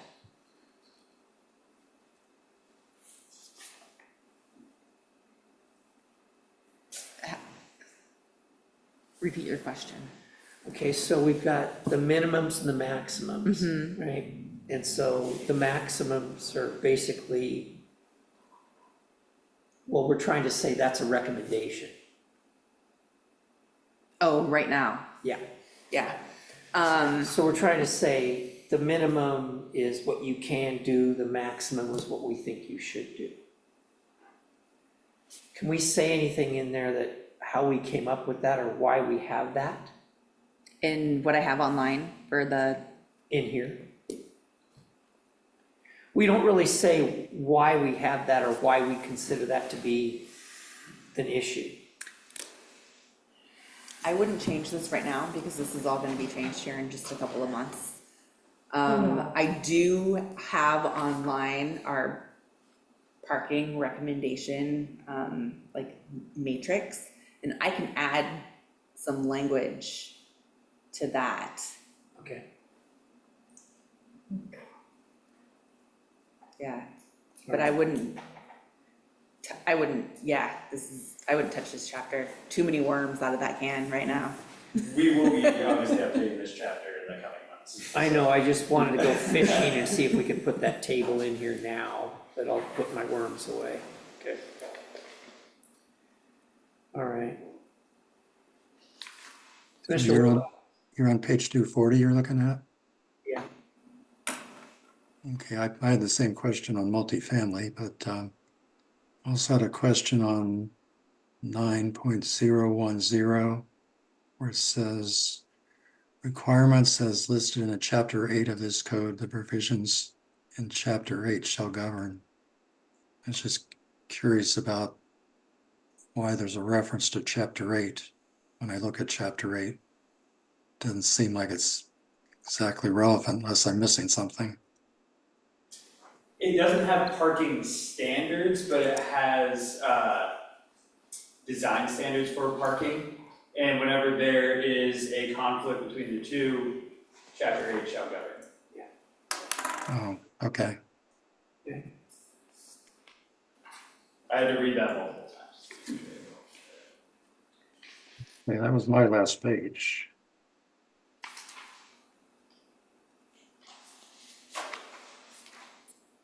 okay, Commissioner Minkoff.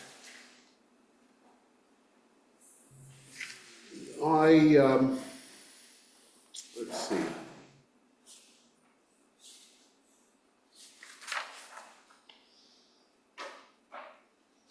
Oh, hold on one second. Oh, so I have a couple things, I guess, that was at the bottom of my list, but it goes back previous pages. If you want to just go ahead and finish to the end and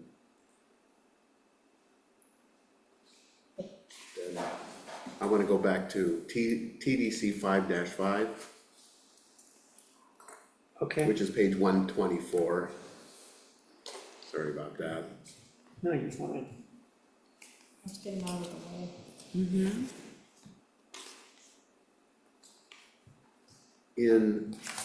Are you there? 5.050 A 2 and 3. I think the correct grammar is not to exceed.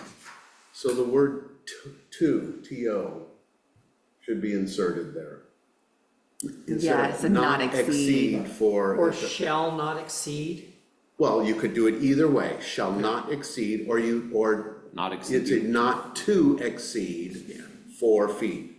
And the same thing with number 3, not to exceed.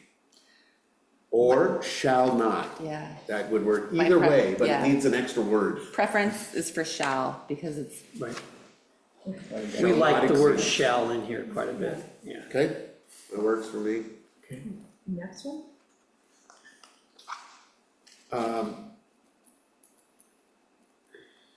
Let's just see if it hasn't already been covered really quickly.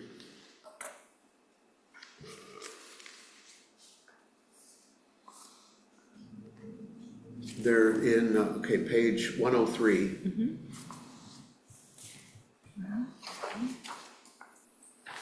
Number 2B. I don't know if we hit this, but anyway, it's the second line, it says, with a maximum width of not to exceed, the number 1 needs to be spelled out there.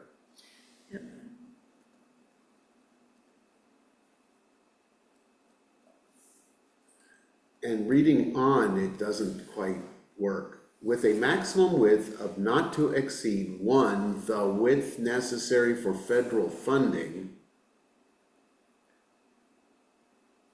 I think there should be a comma after the number 1 in parentheses, because you're kind of inserting a side note, side comment.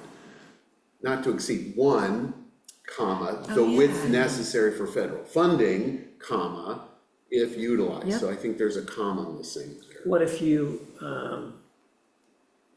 broke those out?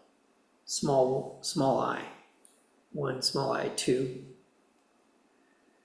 Not to Not to exceed exceed, and I, then an indent, 1, the width necessary for federal funding, and 2, which is 2 small i's. Yeah, no, that's what I would do. And then that sentence. After exceed, I would put a colon right, and then break them Right, out. okay, that work? that's better. Okay,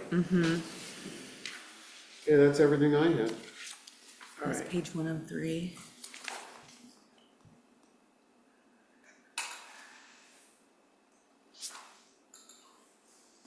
Okay.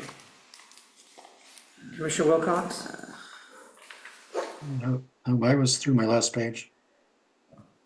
Okay, all right then, defense rests. I think that's all we have. Right? That's what I see.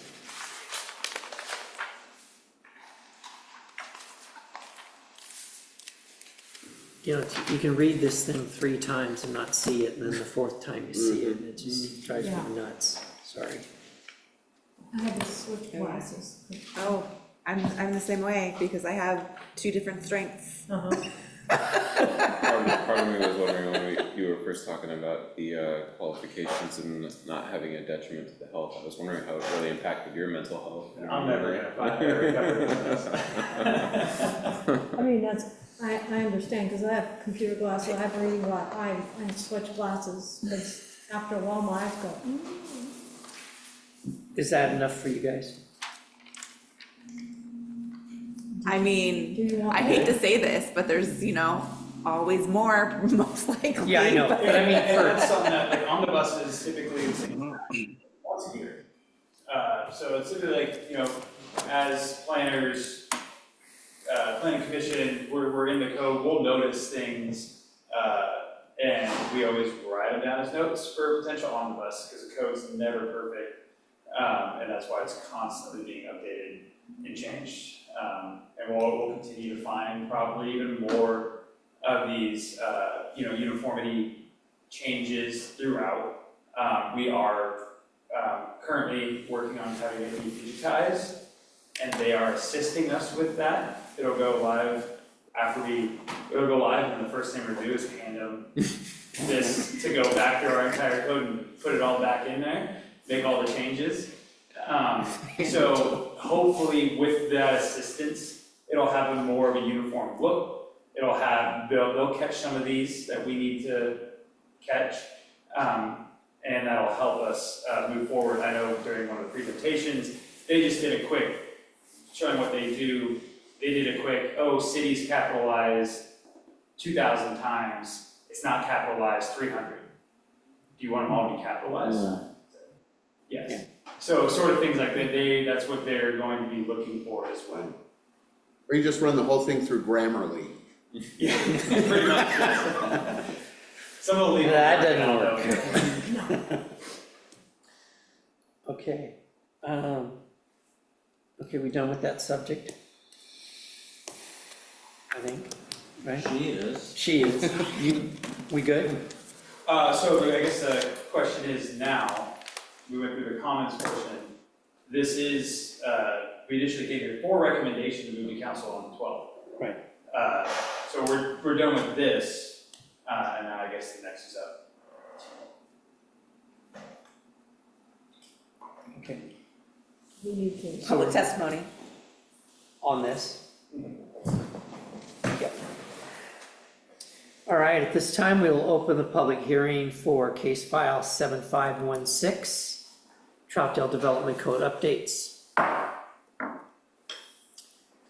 Public testimony will be accepted at this time, and we will go in to chambers first. And now we will move online to Zoom. Anyone wishing to testify? Unmute yourself, state your name and city for the record. There he is. Hello, Chair Stephenson, Adrian Kester, Troutdale. My only question is probably more of a procedural one, is if because I know part of the role of the CAC is to offer some opinions on significant changes to development code. I realize the vast majority of this omnibus is Scrivener's stuff, but I was wondering if there was any intent to seek input from the CAC at this time. Typically with omnibus of this nature where it's Scrivener's, this isn't something that we would typically bring to CAC for input because it's primarily Scrivener's. At least not in the past. Not saying that couldn't be something that we do in the future to help us catch some of these, if that's something CAC would be interested in doing. But for this particular one, given the next potential meeting with CAC and its proximity to the potential, or the next scheduled meeting for city council, there would not be enough time to present it at the CAC meeting because the staff report needs to go out with all these changes that we discussed today, made to the potential code amendment prior to the CAC meeting next week. Okay, no, that totally makes sense. I guess from that perspective, I guess because I know it, because I've been listening in on a lot of these discussions, and in amongst the vast quantity of grammatical and Scrivener errors, there are a handful of like actual substantive, meaningful changes in there. So in the going forward, I think it would be appreciated if possibly there's some earlier involvement in the process, perhaps. I don't know. Yeah, that's something that we can definitely do. Yeah. Bring it, and I'm sure the more eyes on it, the better, especially for something along these lines as well. To receive feedback and continue to work on. Would it help if we went and talked to CAC and just told them what we're doing? The CAC is aware. They're up on. They're aware. I've tried my best to keep them up to speed at our meetings. But I think that's a really good he brings up a very good point that we could bring future code amendments to CAC to have them help us just kind of look through and provide feedback, because that is, the more feedback we have for this body is a good one to consider. So when we're doing the next one, we can say, hey, do you guys have anything you want to throw on the bus? Mm-hmm. Okay. Or omnibus. Omnibus. Sorry. Very cute. Okay. Thank you, sir. Did you have anything else this evening? No, I don't think so. The effort is fairly straightforward, and I appreciate that that all of you are putting this much effort into this level of tedium, for lack of a better word. I know it all goes to making everybody's lives easier and clearer when putting this stuff together. It does borderline brutal, I think at times, but we do it, so thank you. Okay, who's up first? Which one of you? Do I need to close the hearing? Yeah, if we don't have any more. I move that we close the public hearing. I second. Okay, we have a motion and a second to close the public hearing on case file 7516, Troutdale Development Code updates. All those in favor signify by saying aye. Aye. I, Opposed? Okay. Thank you. All right, with that, I guess Ms. Palmer. Is there any more discussion on any of the items that we discussed tonight? I think we discussed it out. Yeah. Okay, Commissioner Wilcox? I would just mention the thing we touched on pretty near the end about the multifamily housing parking. I don't personally agree with keeping that in there, so I would not recommend to council at this point. I don't know whether you need a formal recommendation vote or not. Is that the? That's where I would be. I think Paul is talking about changing the entire parking chapter at this time. Recommended? Recommend. Okay.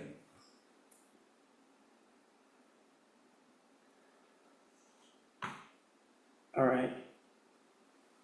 And so you're recommending taking out the parking maximums? No, the parking minimum.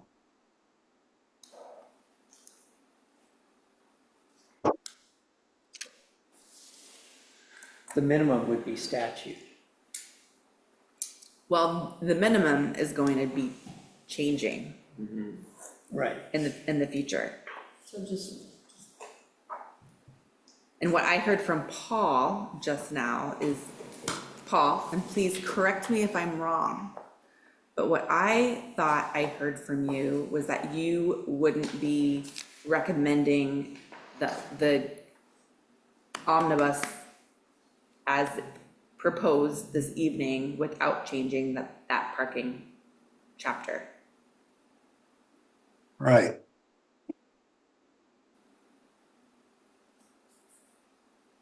That's Paul's stance. Okay. And I guess I would just say my stance is we don't have to do it until 2025, 7/1. And I would just say, this is just me. If you don't have to do it until then, don't do it till then. But did you want to make a motion, Paul, for that, or somebody want to make a motion, I guess one way or the other?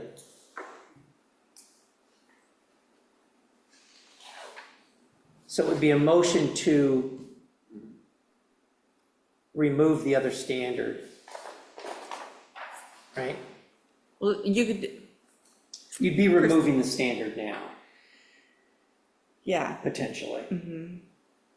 But procedurally, moving forward, Planning Commission could make a motion to recommend the omnibus package with the edits made tonight to council. And then you can have a discussion on that motion And then if Paul doesn't have to agree with that motion,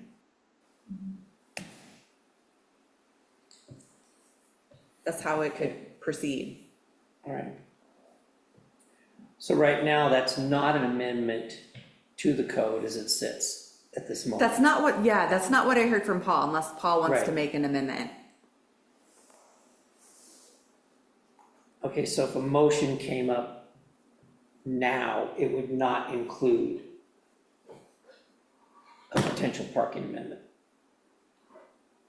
It would be as it was presented by staff. Okay, so do we have a motion either way? And it would be planning commission making a recommendation to council for case file 7516 as amended. So that'd be basically everything that staff's done and we've done to this point. And the alternative, Pardon me? and the alternative. The alternative would be not to recommend it to council. We could always do that, nuke the package, not send it to council. Or we could also amend the motion to include or Not- remove something else, I see. once the motion's made. Well, I think we're asking you, Paul, if you want to make a motion. I, I think you're. We're waiting on you. I think Paul would want to make that amendment. He would want, okay, no, I'm not proposing that it be removed, I'm just telling you all up front, explaining why I would vote no, I just didn't want my no to come out of nowhere, basically. no, I No, totally respect that. Where I'm coming from is I'm just like, if we have more time, I'm just like, take the time. And if it weren't all going to be changed so soon anyway, I think we could live with it until then. That's my feeling. So I move that we submit the amended, Recommend to that council. we recommend the changes that we've made to city council as we've Send it back. completed today. Okay. this is sure, I'll second that amendment. Okay, so just to make sure we're on the same page, we have a motion by Commissioner Minkoff, second by Commissioner Prickett, to recommend to council approval from the planning commission for case file 75-16, development code amendment update. And this would include all amendments and corrections by staff and the planning commission, inclusive of that. Any discussion on the motion? So to clarify, if one wanted to not implement the minimum standards just yet until we had to, then you would say no to this. No, you would say yes. Yes, you do it. You would say yes. Leave it the way it is. Yeah, If you wanted to delay. yeah, Right. okay. And if you wanted to go ahead and do what we're gonna do later, you would say no to the motion.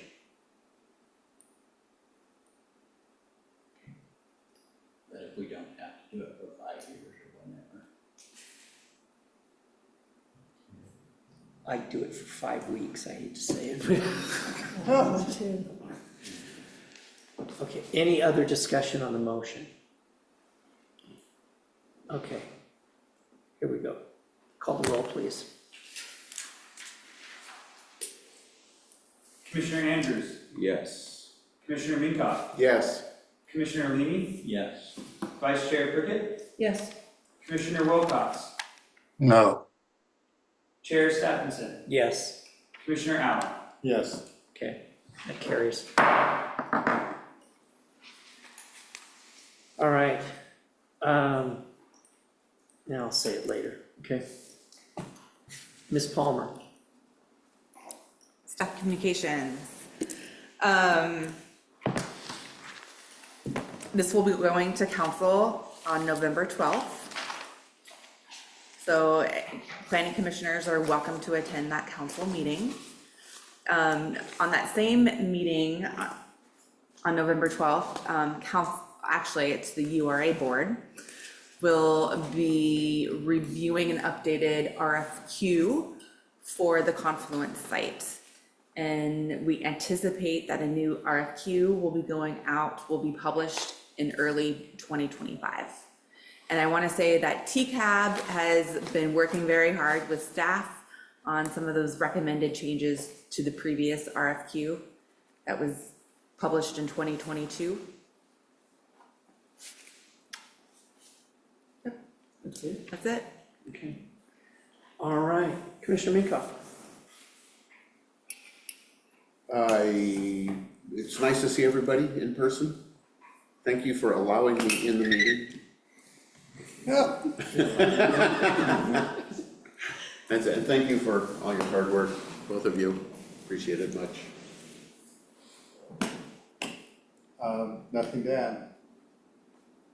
No?